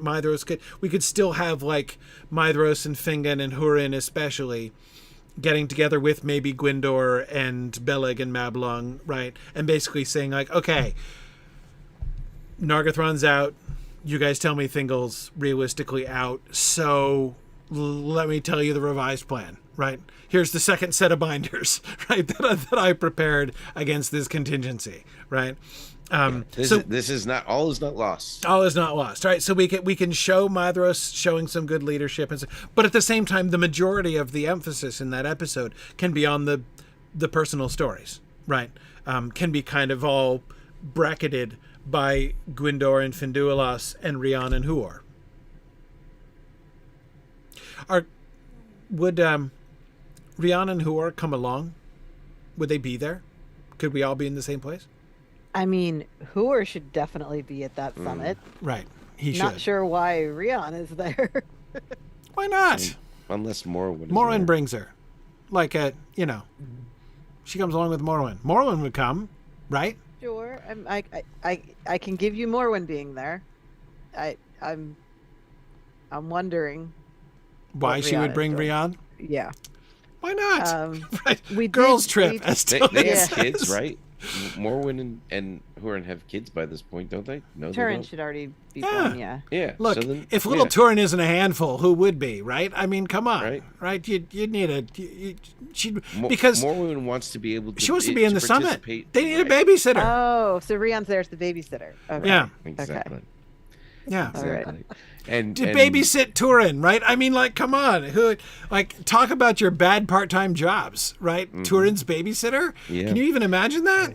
And she gets to show her matronly qualities to the guy that she's really interested in. She's also Same. motivated to come along because Huor's coming, right? So, you know, like, it doesn't take, Okay. it doesn't take, Okay.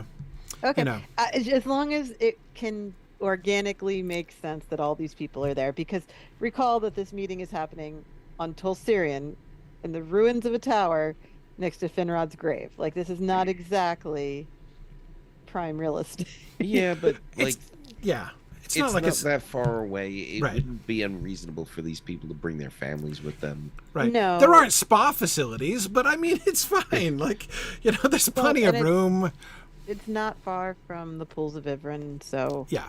I definitely wanted to use that location with the Finduilis story. So you're saying maybe there are spa facilities? Yeah, so is I what was you're going to say, the spa suggesting. facilities at the pools of Ivrin. What could be and better? Clearly, Gwyndor and Finduilis are going to go hang out there. It's not that far from Rivel's well. Oh wait, Yeah. They're not going to go hang out there. which is, by the way, I think where Glauer winds up holding up when he gets hurt, because while he doesn't want to fight, he still doesn't want to necessarily abandon his wormlings. Yeah. Yeah. Yep. No, this is great. This is great. Okay. So yeah, I like the double romance, or the romance and the anti-romance going on there in episode 7, accompanying the kind of the backside of the it's not even, because like the summit is pretty, it's not exactly that the summit even lasts 2 episodes. The summit is done when Orodreth leaves, right? So it's like aftermath. It's the aftermath of the summit, I think, is probably even the better way to say it. Yeah. Okay. The aftermath of the summit, they're all still there. Well, they're all still there except Orodreth, but the rest of them are still there. But yeah, Gwyndor, I think that works. And then, all right, let's no, GD Tower, and the Cauldron of Evil is not going to be repurposed as a hot tub. Okay. This spa is living customers only. Now, let's go for the Easterling. Right, Easterlings here. The Galadriel plotline, and see, because I'm feeling better about most of the rest of it, the overall shape now. Because we can, as far as Hurin is concerned, looking at the revisions you've been making to those lines, Marie, if we focus on Rian and Huor's getting married in episode 7, or at least engaged,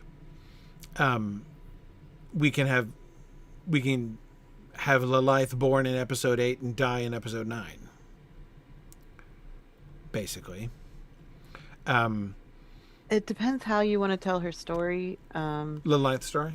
Yes, Yeah. like, because obviously when she dies, it's the death of laughter, but is like her brief life bringing laughter? Is she in some way this ray of light that shows up and then we snuff it out? That's one of the things that I really love about this. That coming right after the romance of Rian and Huor, right? I mean, everything is sunshine and rainbows in Dorloman for 2 episodes, right until the plague, right?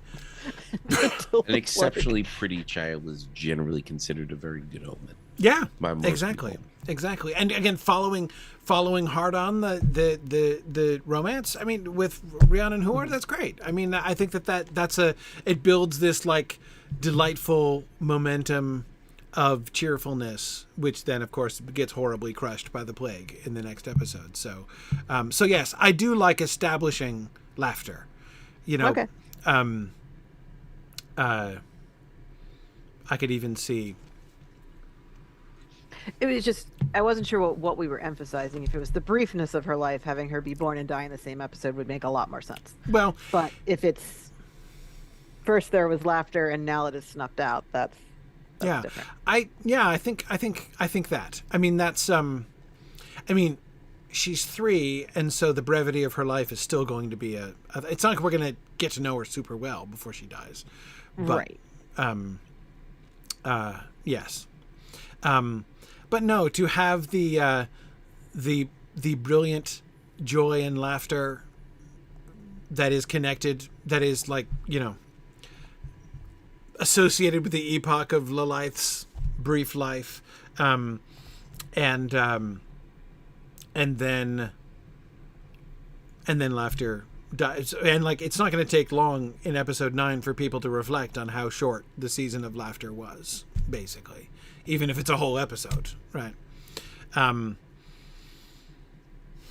Yes.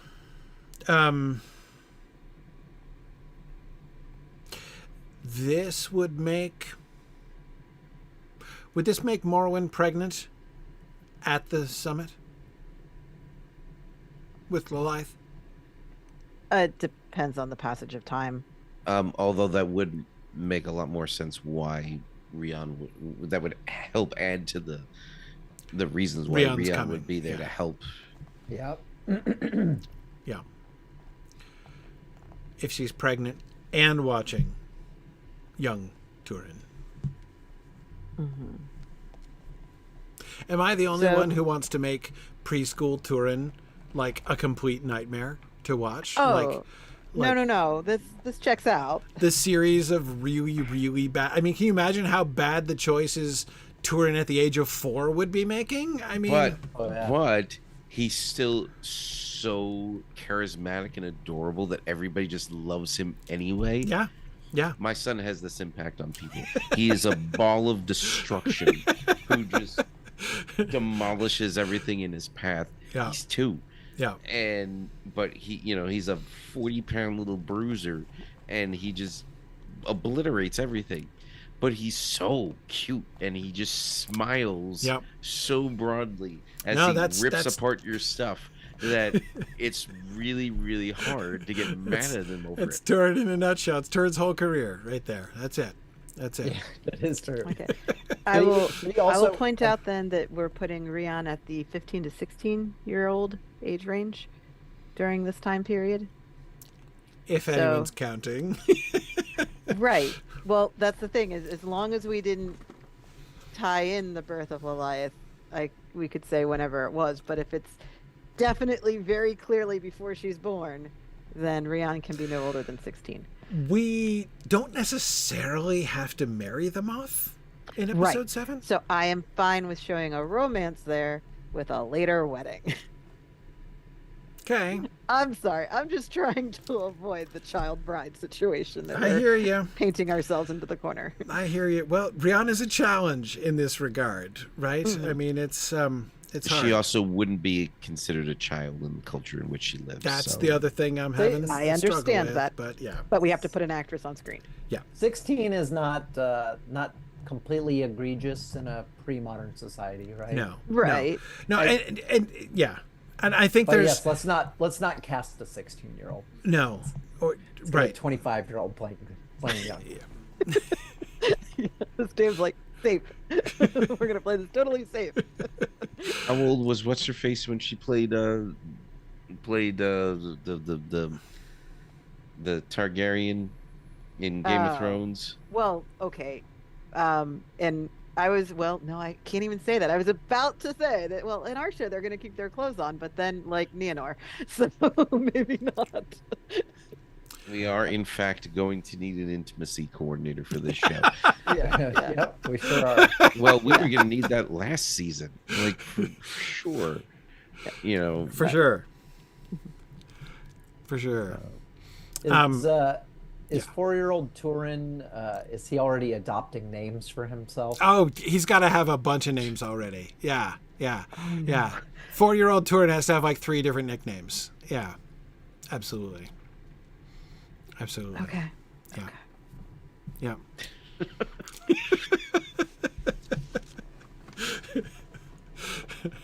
Anyway, okay, right, yeah. So it's fine. It's fine. We can the wedding, the actual wedding doesn't, because again, the importance is the importance of the pairing, or the interest of the pairing of Huor and Rian and Gwyndor and Finduilas is just to see their romances go in the different directions, right? Right. So like we don't need to like hold a wedding at, you know, the ruins of Tall Sirion, which sounds good. Unless the spa facilities are quite nice, probably not where they envision their honeymoon anyway. So, but yes. Okay, that's fine. That's good. So the wedding can happen off screen, and we don't even have to be real clear about that. It's just sometime before the battle. Yeah. Sometime before the battle. So by episode 10, they've gotten married. Yes. But that's fine, because after the death of Lilith, she can be 19 now. Right. In fact, I would we could, if we wanted to go as far as this, since 10 is sort of the beginning of the battle, and certainly in any case, we're not going to have massive quantities of time happening between episode 10 and 13. Right. The pace is going to be relatively quick in there. And I know people were concerned about Rian's gestation period. We could have Rian visibly pregnant at the plague, the way we've timed it. Okay. Yeah. Theoretically. So, so they got married at some point. So like in the episode 8-ish, between 8 and 9 kind of area. And then with the concern of and like, you know, who are hovering over his already apparently pregnant young wife while the plague is on and everyone's dying around them. It's terrifying. You know, would be. And she lived. Fortunately, you know, their story doesn't end tragically in this episode. So, but anyway, so like that, I could see that working. Okay. All right. I'm fine with this.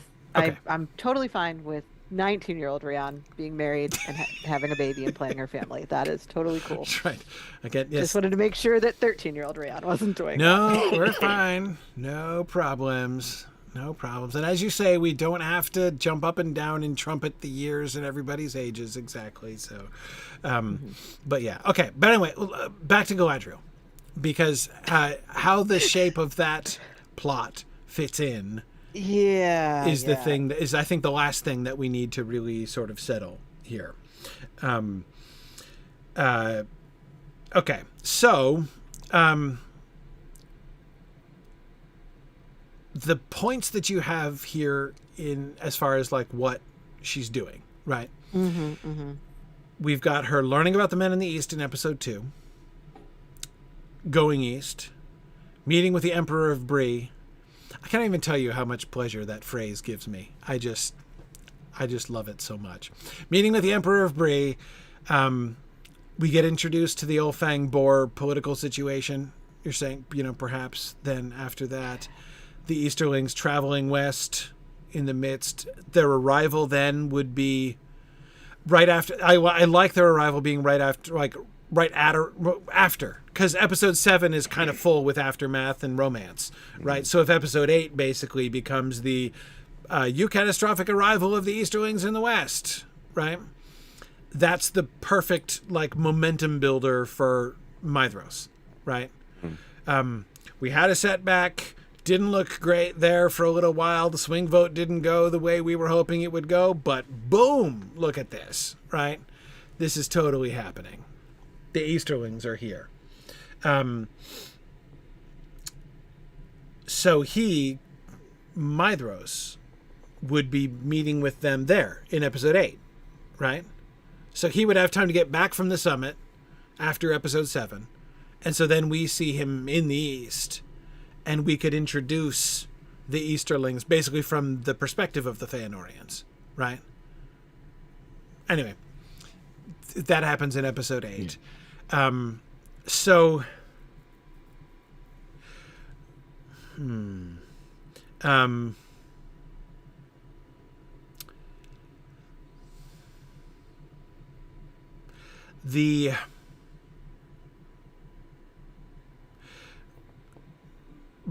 But let's see, remind me how the intrigue goes. One of the things I'm struggling with is that our conversation on this was a long time ago now. Right. So we have two leaders, Bor and Alfang, and we have the Emperor, who is somebody different from both of them. Yes. The Emperor has to publicly really like Alfang a lot because he's like his right-hand man, the general leading the armies. He has a lot of power and a lot of control and a lot of land, or whatever it is you have lots of. Yeah. They may have just had a super successful campaign. Right. He's their Quite war recently. leader. Right. Exactly. He's Julius Caesar coming off of the conquest of Gaul. He's the great general. Yes. Right. So Alfang has public support from the people and from the Emperor. Like, the Emperor's like, yes, Alfang, best guy ever. But privately, the Emperor's like, Alfang, definitely gonna depose me someday. Right. Yeah. It's Saul and David, actually, to use a different.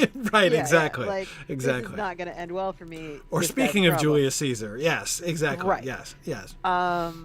So when Galadriel shows up with a plan, Alfang's appeal is, oh, lots of free land over there, you say. Right. People who don't know anything about us, but there could be a place for us, right? Yes. So he's interested in her idea. The Emperor is thrilled that he's interested in her idea because it means he'll leave. And Bor is Alfang's friend who gets drawn into it all. And we were going to make him have a bunch of chariots, I believe. Yeah. He was Bor going to was be the the chariot captain. guy. They're a separate people group Yeah. that are chariot. Yeah. They're like the auxiliary. The auxiliaries. charioteers. Yeah. Exactly. And yeah. worst case scenario for the Emperor, worst case scenario, Olfang goes off and is never seen again. They're all That's the horribly destroyed worst or whatever. case scenario. Yeah, worst- Right. And that's not horrible because then he's Right. lost his rival, and his rival, by the way, who just settled things, so there's peace in his realm, and he Right, can prosper and rebuild without a problem. Yeah. Right. And the next best thing is Client Kingdom over there. Yeah. Best case scenario, Olfang goes over there and just takes the whole place over in the Emperor's name. Yeah. Yeah. Done.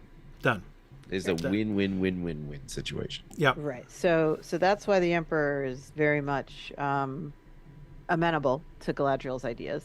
Right. And because it solves his Alfang problem. And Alfang realizes that his only way upwards in this empire is to take Is out out. the Emperor. Right. Out or take out the Emperor. And he's apparently not interested in a coup situation at this time. At least it's the path of much greater resistance, and he would much rather this is a very much more attractive opportunity for him. Exactly. Yep. So Alfang, it seems to be a pretty decent guy the way we've created him. Yeah. And he goes off and then becomes the victim of a more close to home His own coup from within. Yes. Right. Because apparently, while he's a great military leader, he might not be the greatest dad. Right. Yes. And so Sauron works on Uldor specifically, right? Well, yes, although we were kind of waffling back and forth on how much we see Sauron interact Being with involved, Mr. Uldor Yeah. at all. Yeah. Like, it was very much it could be Sauron, or it could just be this is what happens when you're a terrible dad and you raise your sons to be your military successors. It's the plague all over again. Exactly. And we were gonna show a scene at the end with Sauron and the Emperor of Bree to show that Sauron did have an in there and his fingerprints were on what was going on here. Yeah. So did he orchestrate the whole thing? Probably not. But did he nudge things or push Uldor in that direction? Also, probably yes. Right. But we were going to make that really low key, basically. I think so, because I think we had discussed Sauron could in disguise join the army and travel with them and be Uldor's buddy who Yes. convinces them to do all this. And then we were like, or we could just not do that. Right. And we Right. decided on let's just not do that. Right. I believe. Yeah. Again, with the not being too heavy-handed in how we tell the story. Mm-hmm. One thing that's not clear to me is when the betrayal of his father happens. Like, I understand that the Easterling army turning against their supposed allies is going to happen during Right. the So Near-Eye. that's But when does Ulfang die? Yes. And so what is Uldor's, because so here's the problem with having Sauron not involved, right? Is that we have to then imagine that the betrayal by Uldor and ultimately the undermining of the entire, Western Front or Eastern Front, of the battle just kind of happens, essentially. And that feels weak, right? I mean, if Uldor is not set up for this specifically, like, why would he even do this? Like, why would the betrayal of Maedhros happen at all? I mean, like, what does he have, what does he stand to gain from that? We had suggested that the people in Bree did have some, like, legends about Morgoth. Like, Morgoth was not unknown to them. Right. So when Galadriel's like, yes, you can come over, there's plenty of land in Beleriand, and you can, like, join our just cause as we fight this evil guy up in the north. They might think that fighting the evil guy up in the north is maybe not the best idea. And that could be Uldor's motivation, which would still bring it all back to Morgoth and Sauron. Right. Maybe we don't fight God, in other words. Right, exactly.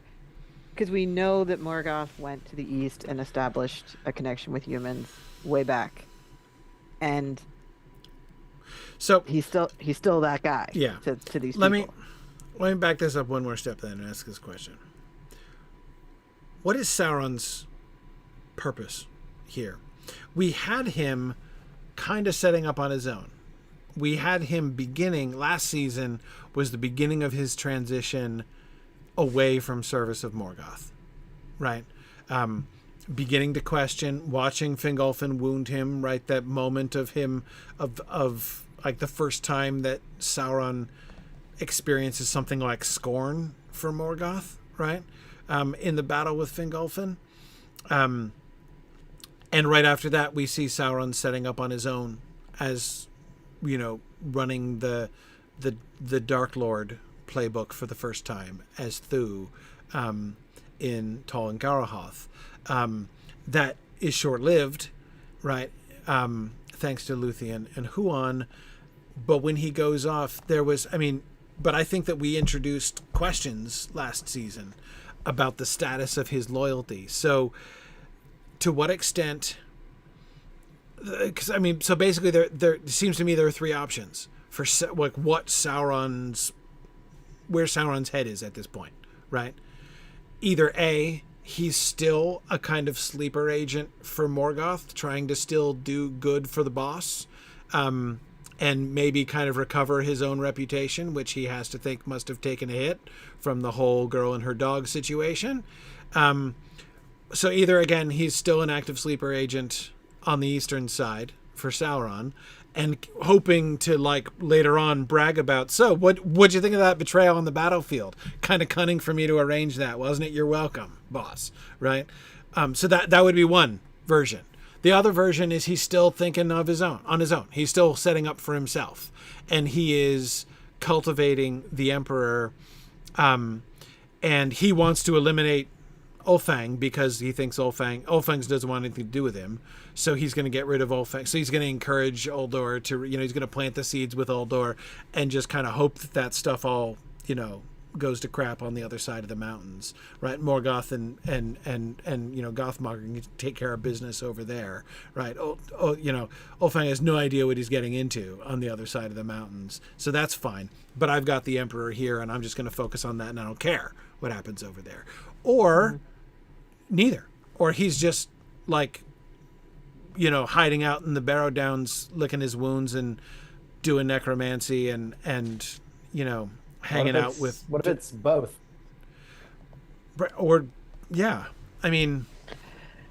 Yeah, the thing is, I Sauron can't seems really... like a both sort of guy, right? He is. I can't really see the way we would have the conversation between him and Eldor, though. Like, some guy comes up to Eldor and says, what would be really great is if after you were out of court, you took your dad's place and like no one questioned it because who was there? There are no witnesses or something.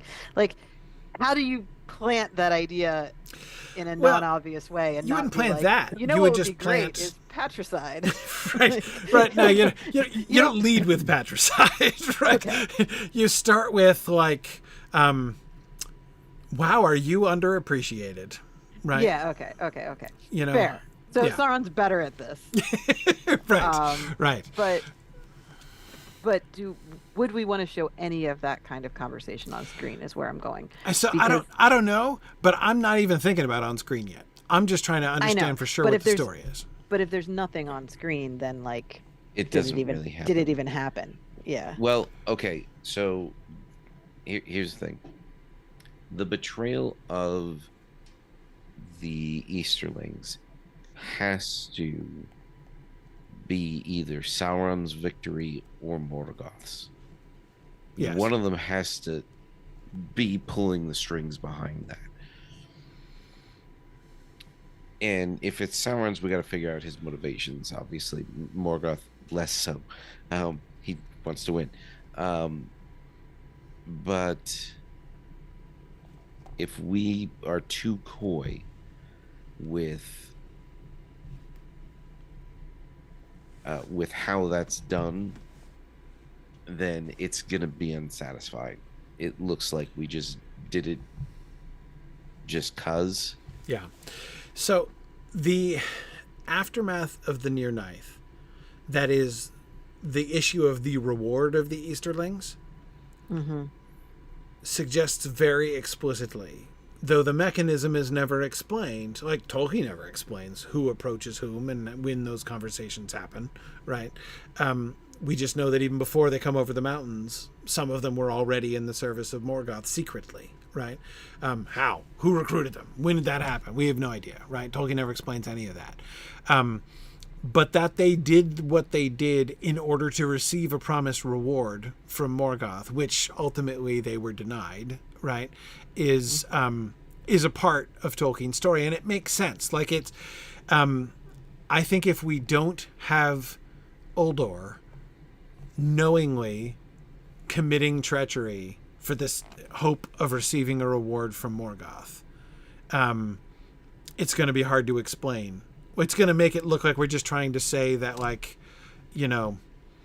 unfortunately, like, a patricidal coup happened to occur at this time, which was really bad luck, right?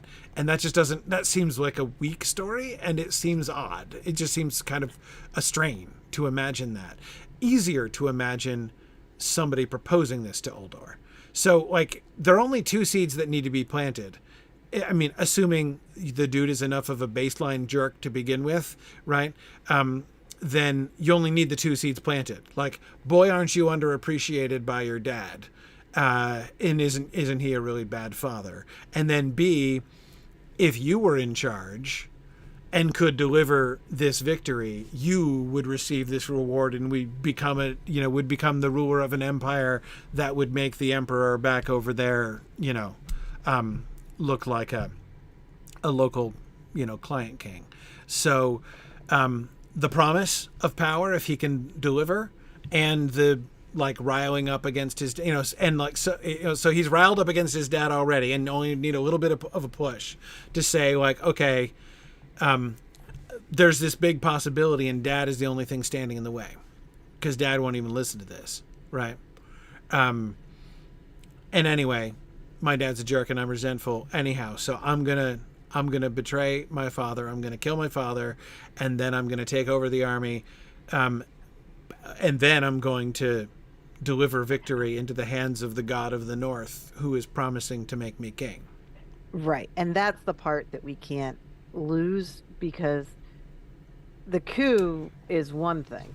Yes. The betrayal is a second thing. Exactly. And exactly. The reward for the betrayal is very clearly and explicitly I think Morgoth's going to reward me on this. Yeah, yeah. And why would you think that unless somebody told you that? Exactly. And who's going to So- tell him that? Sauron seems the obvious candidate to tell him that. Right. Right. And it's true that Sauron is losing respect for Morgoth, but he hasn't like quit Angband entirely. Right. He didn't like, He's not rage against- quit Right. Angband. Yeah. Right. So he would definitely still be supportive of whatever Morgoth's up to, even if he's not actively involved himself right now. Well, and remember, Nick, as you were saying, from the Emperor of Bree's perspective, this is a win-win-win situation. Sauron would have the same point of view, right? For Sauron, it's even more of a win-win-win situation, Right? Because he doesn't care at all about these people. But like the balance of the equation, as you were saying, is in favor of further power of the Emperor, whom he's already working on. And if, as a very substantial bonus, he also gets back on Morgoth's good side by, in the process of feathering his own new nest, then awesome. Okay. So we would want to show Sauron as a character in the Bree scenes I think so. at some point. So then the only question is he clearly Sauron, that the audience knows it's Sauron? Or is it some guy in disguise who, surprise, later turns out to have been Sauron all along? I think it could just be Sauron. Okay. I don't see any reason why not. Especially since, the bargain he offers Uldor is just a straight up devil's bargain, right? Like, you do this bad thing, for the low price of betraying your father and then your new allies, you will be made Emperor of Beleriand. Straight up, right? And Okay. because he calculates that Uldor is enough of a jerk to say yes to that bargain, and enough of a dupe to say yes to that bargain. I kind of like some guy though. You kind of like some guy. Well, Yeah. here's a question. They could If meet on a Galadriel's- raft in if Lake Gal- Evendale. Well, Sorry. Here's the question: would Galadriel recognize him if she saw him?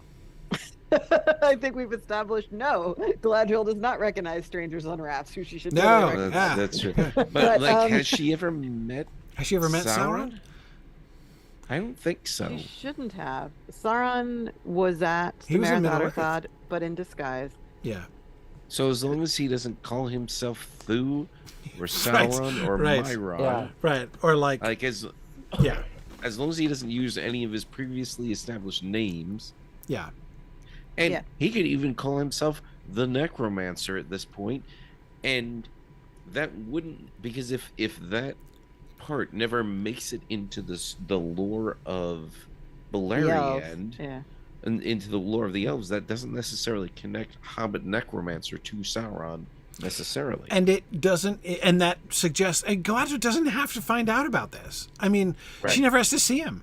He can come to like Uldor like in Dark of Night. Like this can literally be a devil's bargain. Like, hi, I am an evil necromancer of massive power who is a representative of the evil god of the north worshipped by your ancestors, and he is going to make you emperor of Beleriand if you betray your new allies and murder your father. And Uldor's So- like, I'm into it, right? So there's only one thing we got to be careful of, is that it has to. So if it's too clear that Uldor is going to successfully betray his father, then the eucatastrophe of the Easterlings' arrival is completely suspect. Yep. So the way to solve that is to make it seem like he might get found out. At any moment, he might get found out. Or he totally rejects the offer. Ah. He says, Because- no, thank you, and then changes his mind at the last minute. Right. Because if the offer's on the table and we see him reject it, we would think, oh, okay, Uldor is not such a bad guy that he would do this terrible thing. And I then like it. Yeah, but later then we're he- back to Sauron winning by accident again. Well, no. No. Because it wouldn't be by accident. He's not. Yeah, the offer was on the table. Uldor heard the offer. Right. He rejects it up front, but he then follows through with it because he does in fact hate his dad. As So long as Sarah makes some sort of premonition about what, well, here's the problem though. So that problem can be solved as Sauron makes some sort of premonition about what Uldor will find when he gets to the west. However, once he gets to the west and indeed finds the thing that Sauron told him he would find, then we're back to Uldor is definitely going to betray his father, unless it's something that happens like right before. Okay, that was going to be my other question. I am currently scrolled over in the canvas so that I'm looking at episode 6 to episode 10, and what I'm seeing is almost no purple in there, other than the arrival of the Easterlings in the west, right? In other words, we've got a lot of time in here as far as when the proposal happens. Sauron doesn't even have to proposition him until after they arrive. The eucatastrophe can happen unclouded. We can just have the Galadriel half of the story until they arrive, and then she's like, hey, I've delivered them. And then meanwhile, like while people are dying of the plague in Dor-Lomin, we can have Uldor the Accursed accepting the devil's bargain, for instance. So I mean, like, we don't have to, it doesn't have to be pre-eucatastrophe. Right, because if the entire group of Easterlings can move over the mountains, there's no reason Sauron can't move back over the mountains. Sure, absolutely. For this one little meeting, and then he'll go back over the mountains into the east again and hang out with the Emperor at the end. That's fine, as long as Sauron is involved in the turn. Yeah, he can come and deliver, and because be like, you see, I told you it would be this way. Right. So would he have to? So we'd have to have 2 meetings then. I would think we'd have to, like we would need a feeling him out, a placeholder meeting, right? A getting to know you icebreaker meeting with the evil necromancer who comes in the night, right? Just normal things, right? And then the like, now I've returned and I'm giving, and so Marie, we can even do it like Uldor can be just kind of freaked out at first. Right, and then when he comes the second time, when Sauron comes the second time, then things have changed. Yeah, for Uldor, the situation is different. Right. Okay. So and another thing that we can do to maintain the question of how successful this will be is have after the coup. After the coup of I want to say military coup, but it says something different. After the coup of the military, yes, Bors finds out. Yeah, right, and so he's involved in the attempt to mitigate the damage done by the betrayal, but that's ultimately unsuccessful. So as long as there's enough back and forth, so that we're not tipping the audience off to what the ultimate end of this is going to be. Yes. Too early, then we're fine. Yeah, no, I think that would work well. So here's the audience who clearly doesn't have access to the internet. Right. But so the idea here is that the death of Ulfang will happen like either on the eve of battle or during the battle. That's what. So one of the things I was going to ask about that was are they simultaneous? That is the betrayal of Ulfang and the betrayal of Maedhros, essentially? Is it one single move? I don't think it can be. No. So the betrayal of Ulfang happens like the night before. They're going to go into Uldor battle. has to be leading the troops in battle. Right. In order to betray Maedhros. Yes. Right. If Ulfang dies in the battle, especially under mysterious circumstances or whatever, the troops are not going to just automatically start following Uldor and betraying especially Maedhros. Against the guys that we were fighting for a second ago. And in fact, I might even suggest separating them by a greater distance than that. Okay. Sauron gives Uldor the murder weapon. Yes. An elvish murder weapon. Aha. Galadriel's murder weapon. Oh, like a dagger or something. Yeah. gives him Galadriel's fancy dagger with which to murder the father. The one that the rings get made out of eventually. Exactly. Yeah. No, I'm loving it. That dagger. But whatever. Anyway, so we should stop teasing them. But anyway, that's exactly.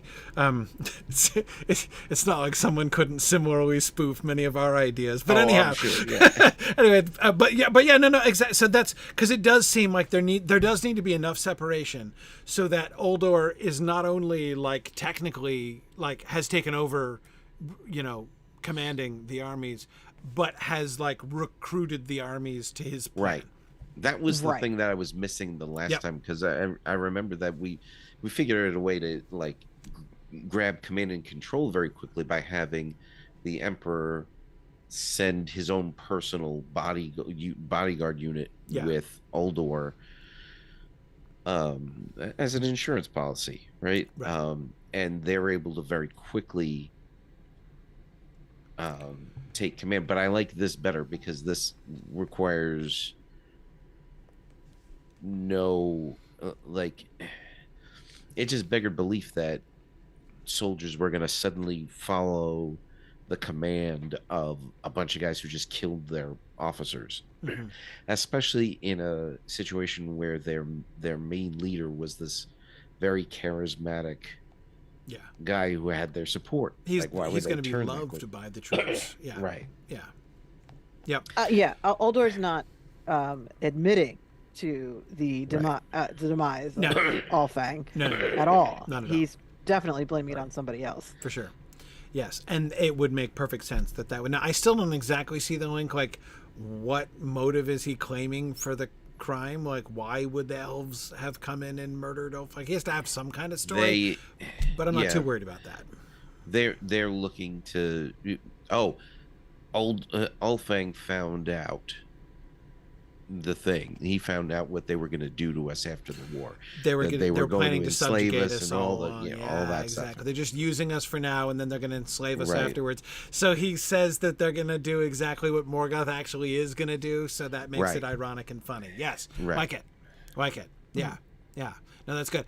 And so, by the way, I have another thing that thinking about Uldor's arc here, right? The attitude, remember the idea, Marie, when you were talking about Ulfang's prospects, like why he wanted to go, right? I think we need to recall the council at Estelad, basically, right? I don't mean we need to actually evoke it on screen, but like we need to remember that thing, right? Yeah.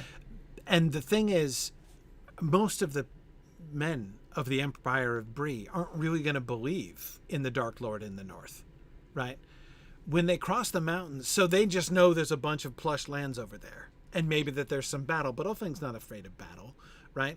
So he's going to go over. Galadriel says there's a lot of open land, and I'm here to represent people who will be your allies. And there are orcs. Maybe they even seen orcs. Orcs sometimes come over the mountains, right? That might not be totally unknown to them, right? So he's like, okay, there are orcs. We can help these elf people stamp out the orcs, and then we'll have lands.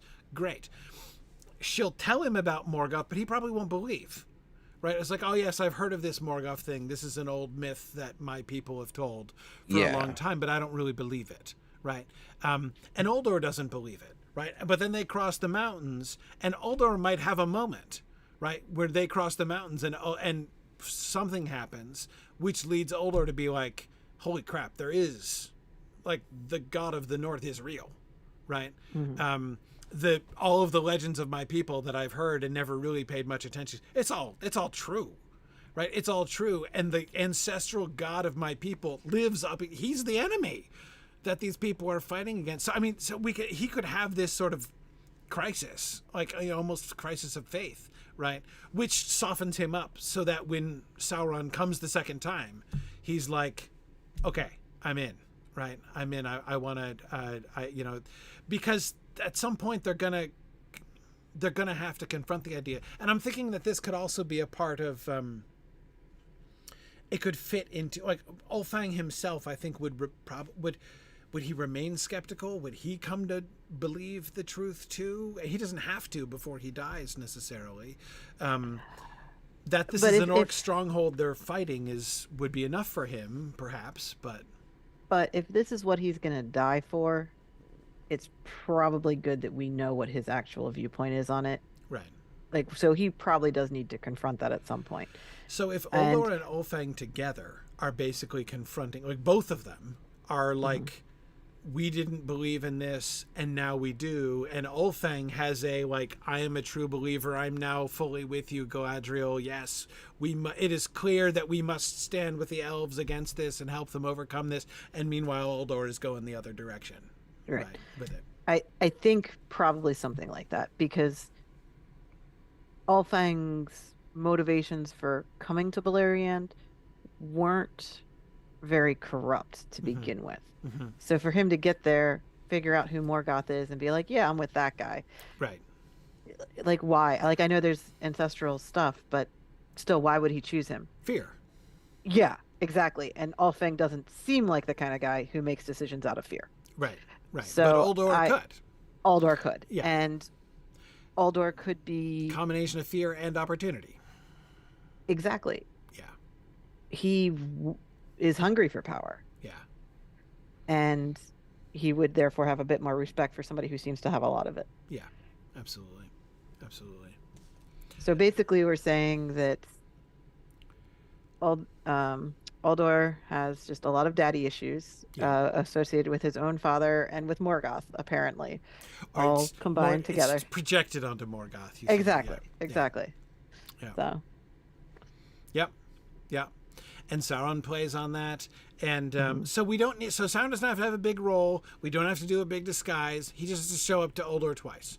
Once to plant the initial seed, which Uldor can kind of say no to, or at least be very non-committal about. And, like, maybe I'll think about it, scary, evil necromancer dude, but no promises, right? And then later on... And by the way, I'm slightly kidding about him showing up in the night as like full-on evil sorcerer dude giving devil's bargain.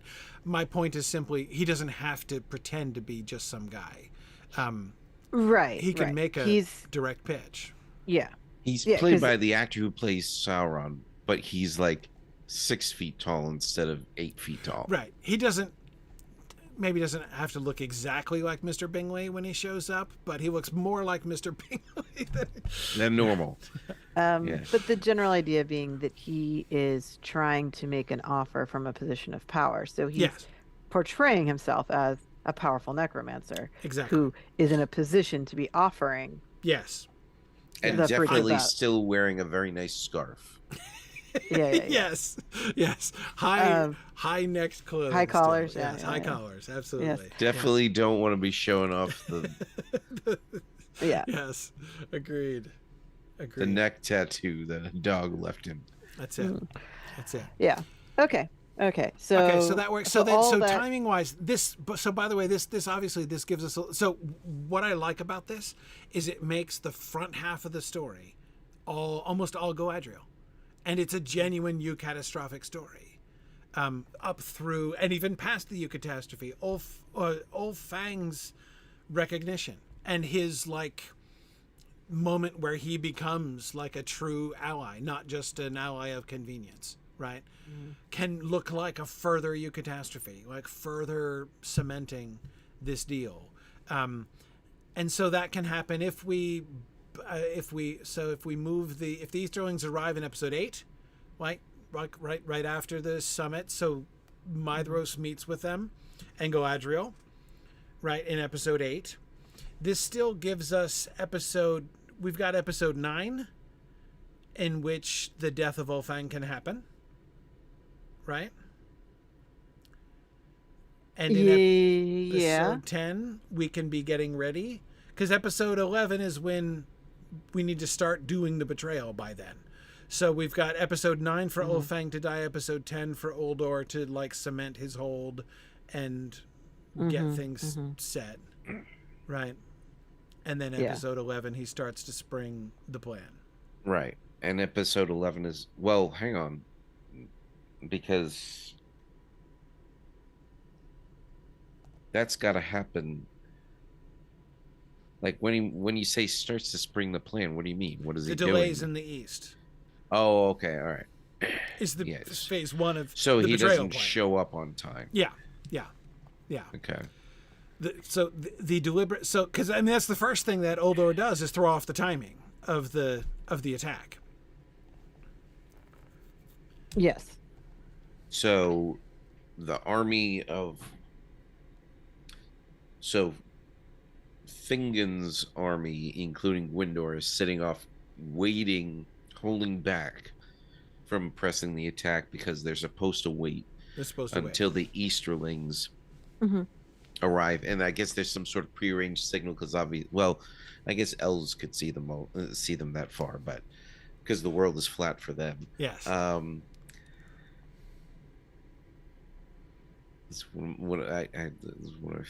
mind. I hear you. But anyway, yeah, no, exactly.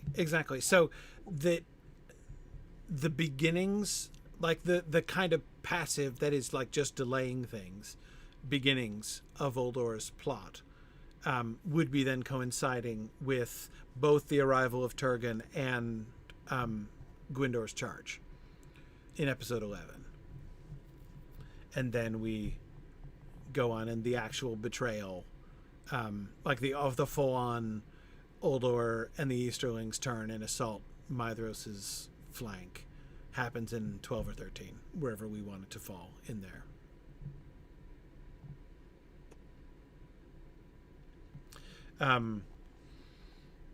Yeah.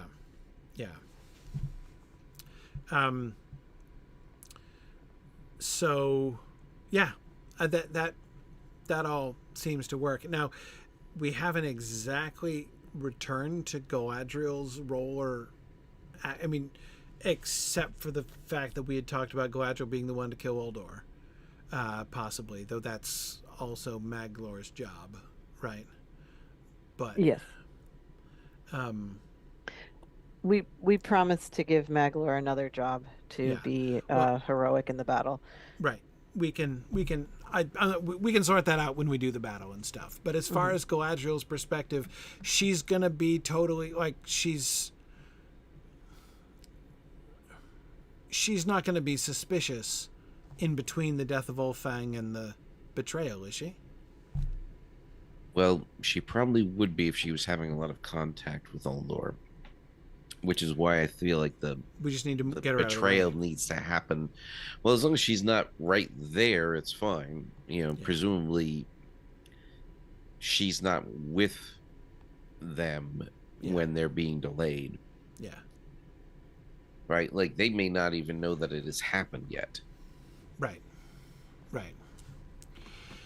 So we need to keep certain characters away from Uldor, and Galadriel is the main one, and the secondary one is Curufin. Either of them should be able to figure out that something is not right if they spend any amount of time with the guy. Right. So Caranthir is the only one who actually has the relationship with the Easterlings, like the direct liaison. So when they start blaming the elves for things going badly, they're blaming Caranthir. Right. By the way, Adola was asking questions about, whether or not Galadriel's telepathic abilities present a problem here, and they don't, because if you don't let you cannot read the mind of an unwilling person. Like that's not possible. So if Uldor does not allow her to read his mind, she cannot. It's just a rule that Tolkien said. So no, it's for communication. She can, but you have to open yourself up to the reading. Now, of course, if she were meeting with Uldor and he refused to allow her to see what he was thinking, she might get suspicious. But I think that all that we have to do there is just not put her in close contact with him. And it's also kind of rude for her to try that, frankly. Yeah, but she's not above doing that sort of thing to people she's just met. Not. So you mean testing the hearts of random people? Yeah. Yeah, she's not overly concerned about whether or not that's rude. Yeah, it's true. But yeah, we can at some point discuss how we want to portray Asanwe Kenta in film because that does matter. Questions like what can Galadriel know when she's not there Yeah.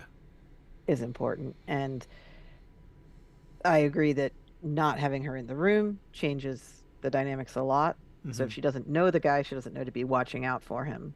Yeah. But yeah, we can only keep her out of the room for so long before it looks contrived. Yeah.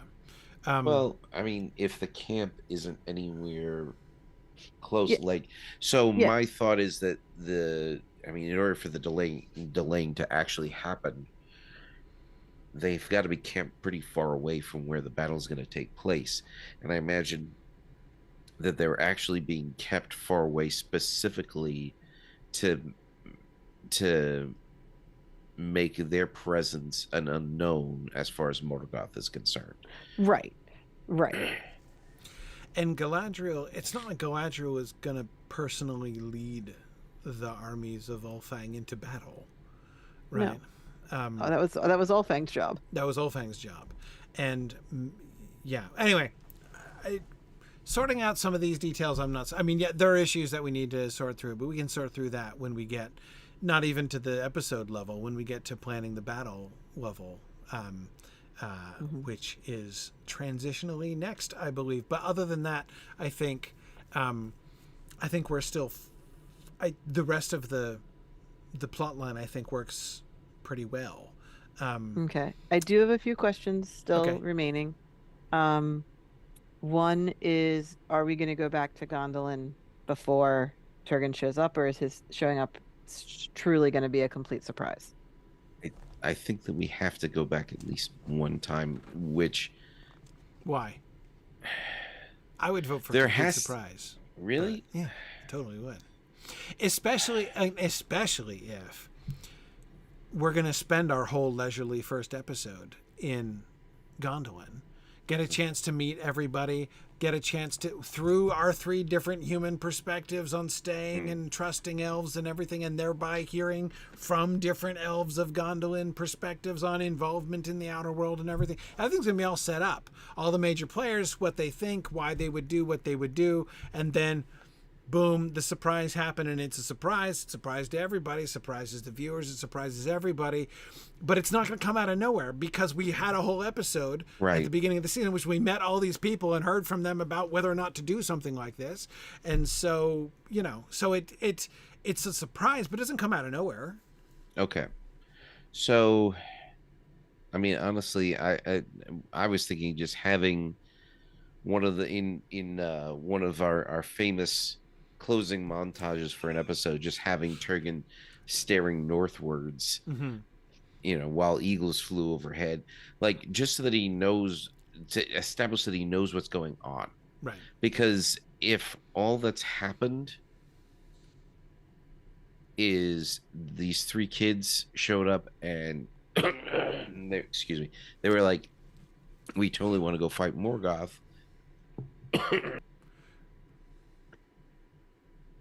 Sorry. Yeah. They would, like him showing up with an army, like why would he would show up by himself and be like, hey guys, I would like to rejoin life in Beleriand. But he doesn't do that. He shows up with a huge army because he knows. So he's got to know that things are happening. And so the reason why we have to at least show him is we have to establish that he knows that something's going on. So I would not be. I'm not saying that this suggestion is a good idea. I'm just saying I wouldn't argue against it if you wanted to do it.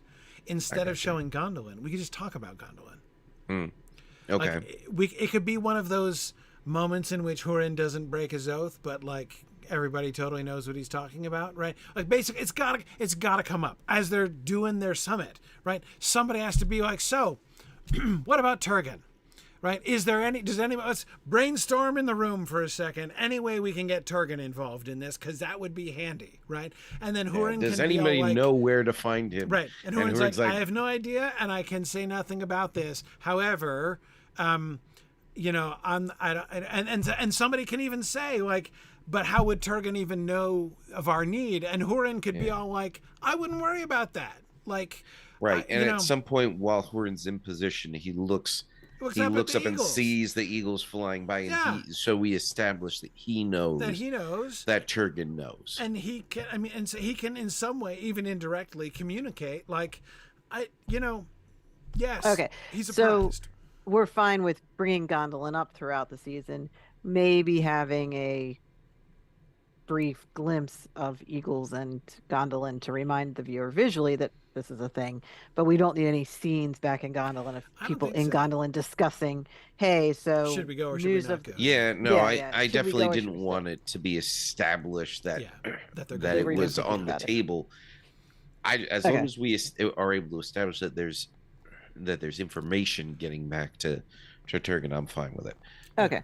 So we don't need any scenes really in Gondolin, which means we don't need a Gondolin storyline anywhere. I don't think so. Not, I mean, Okay. not until they come out anyway. But Right, but right. again, we will have invested a lot of time in Sure. the Gondolin thing. And Okay. so Next the question. Gondolin, and here's the other thing. If the arrival of the Gondolindrum happens after the betrayal of Ulfang, then the audience is like, oh, but the Gondolindrum have gotten here, so it's okay. Mm-hmm. You know, even if things go Right. We'll have lots of ups and downs in Yeah. the last few episodes Yeah. to sort out of is this going to go well or not. The other question is the prisoners in Angband, specifically Guilin. Do we need to see them at all throughout the season? Or are we fine with him just being dragged out to his death at the very end and people being like, oh no? I think we set that up just with Gwyndor piteously recalling his brother and imagining talking about, as part of his discussion with Finduilas, presumably, right? Are you asking me to abandon my brother who is doubtless enduring torment at this very moment, et cetera, et cetera? And then oh, and there he is. It's my brother himself, right? That I was inviting you to imagine, and now here he is getting dismembered in front of us. Yeah. Okay, because I mean, we did show him as part of the Prisoners of Angband storyline with Luthien in Angband. Mm-hmm. So that's the last time we would have seen him. But that's fine. I mean, I'm not saying we needed to see him again. I'm just asking if we needed to see. I wouldn't them think again. so, but I mean, Okay. you know. All right. wouldn't think Do so. we need to see Angband itself, like hang out with Morgoth, day in the life of a Balrog kind of thing? I was noticing that of the villain stuff we discussed last time, there doesn't seem much opportunity for most of it. Like conversation with Balrogs, for instance. I'm I didn't know honestly where to kind put of it. fine with that because, one of the things about the Near Ninth is the portrayal of Thangorgrim as this unstoppable force, Yeah. which humanizing them by having conversations with them actually serves to. One of the things about the Dagor Bragalak that I think worked out very well for us is that right up until the end, we didn't know what the bad guys were actually thinking about and doing. Yeah. Now, at the end of that, Sauron gives us the synopsis of why this has actually gone terribly for us, but that's right before the duel with Morgoth, right? So that's actually, if anything, set up for that. And we're prepared at that point to bring Morgoth down to a level at which we can fight him. Mm-hmm. Whereas here, we're not going to do that at all. Yeah. No, I agree. Having the walls of Angband be kind of like a big old black box that we think we know how to attack, but we don't really know what's coming from inside. I agree that that's a better effect for this season.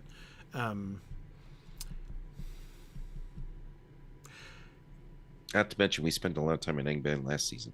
We did. And we're going to be... A lot of the stuff that we were discussing last time was really to set up the conversation with Hurin, between Hurin and Morgoth, which is not going to happen in this season anyway.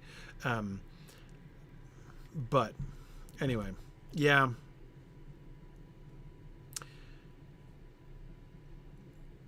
Yes. All right. I agree. One question though. Mm-hmm. Does Sauron make contact?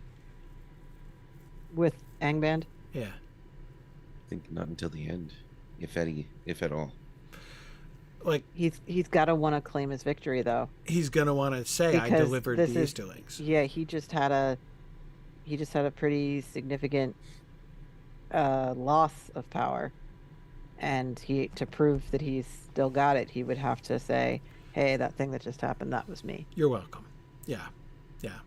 It's What can I say? yeah. I don't know when to do that. He doesn't have to personally show up. No, he doesn't. Uldor can say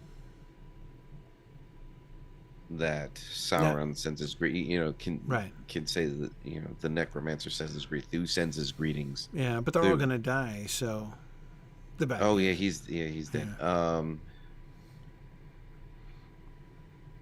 I was thinking Sauron doesn't have to do it personally tomorrow. He doesn't just show up in Angband. He could have some meeting with a messenger. I don't know. A Balrog? A Balrog, for instance.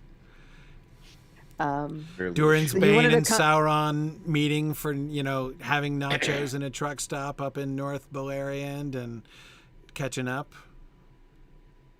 Yeah, I mean, that's a Balrog conversation. We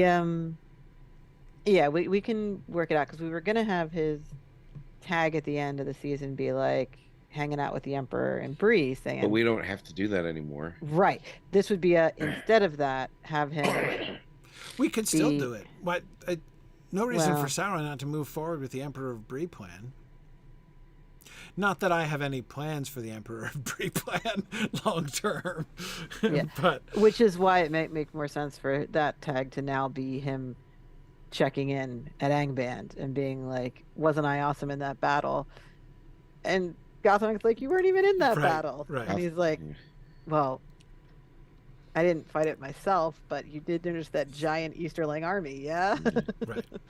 Well, and I think that Gothmog might deliver the final insult that will seal his fate, ultimately, to another tool of Sauron's one day.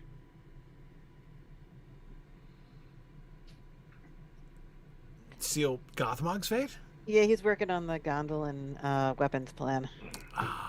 The anti-Balrog technology that apparently is going to go from Sauron. You didn't recognize that, but that's none of my business. Okay, yeah. Anyway, we can sort all that out at some point in the future. But for now, do we like the shape of this? Overall shape, yeah. Okay, I do. Cool. I do. All right, I think it's definitely enough to work with. Yeah. Yep. Enough to get started planning episodes. Yeah.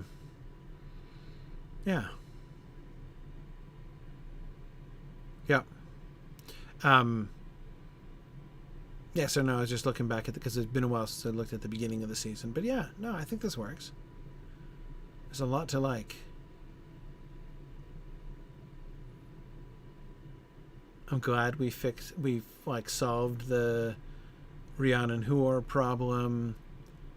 The marriage and kids progress with Hurin and Morwen makes sense.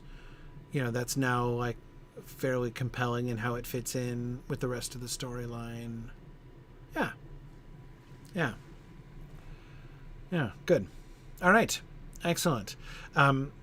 Well, it's very late, so I spent all my time on the Canva, and so we've got the Canva and other places here in summaries. But next time we're going to come back to the battle. So we're still kind of lumping a lot of stuff there into the last 4 episodes. So we'll work a little more on the 4 episodes, because we need like several different versions of the battle plan, right, in order to make sure that we're clear on what's going to happen and what's supposed to happen. What's supposed to happen, what might happen, what's then supposed to happen, and what does actually happen. Are all the things that we need to sort out. So we'll do we'll do that next time. And our next time will be, oops, sorry, I didn't change the date. Not on the 29th. It will be on March 7th instead, Thursday, March 7th. So 3 weeks from tonight, we will be returning to the battle. All right? Probably. Probably, yes. Almost certainly. Well, okay. Very likely on March 7th. So I got some family stuff happening, but I'm pretty sure Thursday, March 7th will be fine. All right. So thanks everybody for joining us. Thanks everybody. Thanks for the wonderful discussion here tonight. Feeling good about the shape of things. And I will say, as always, thanks for listening and Godspeed.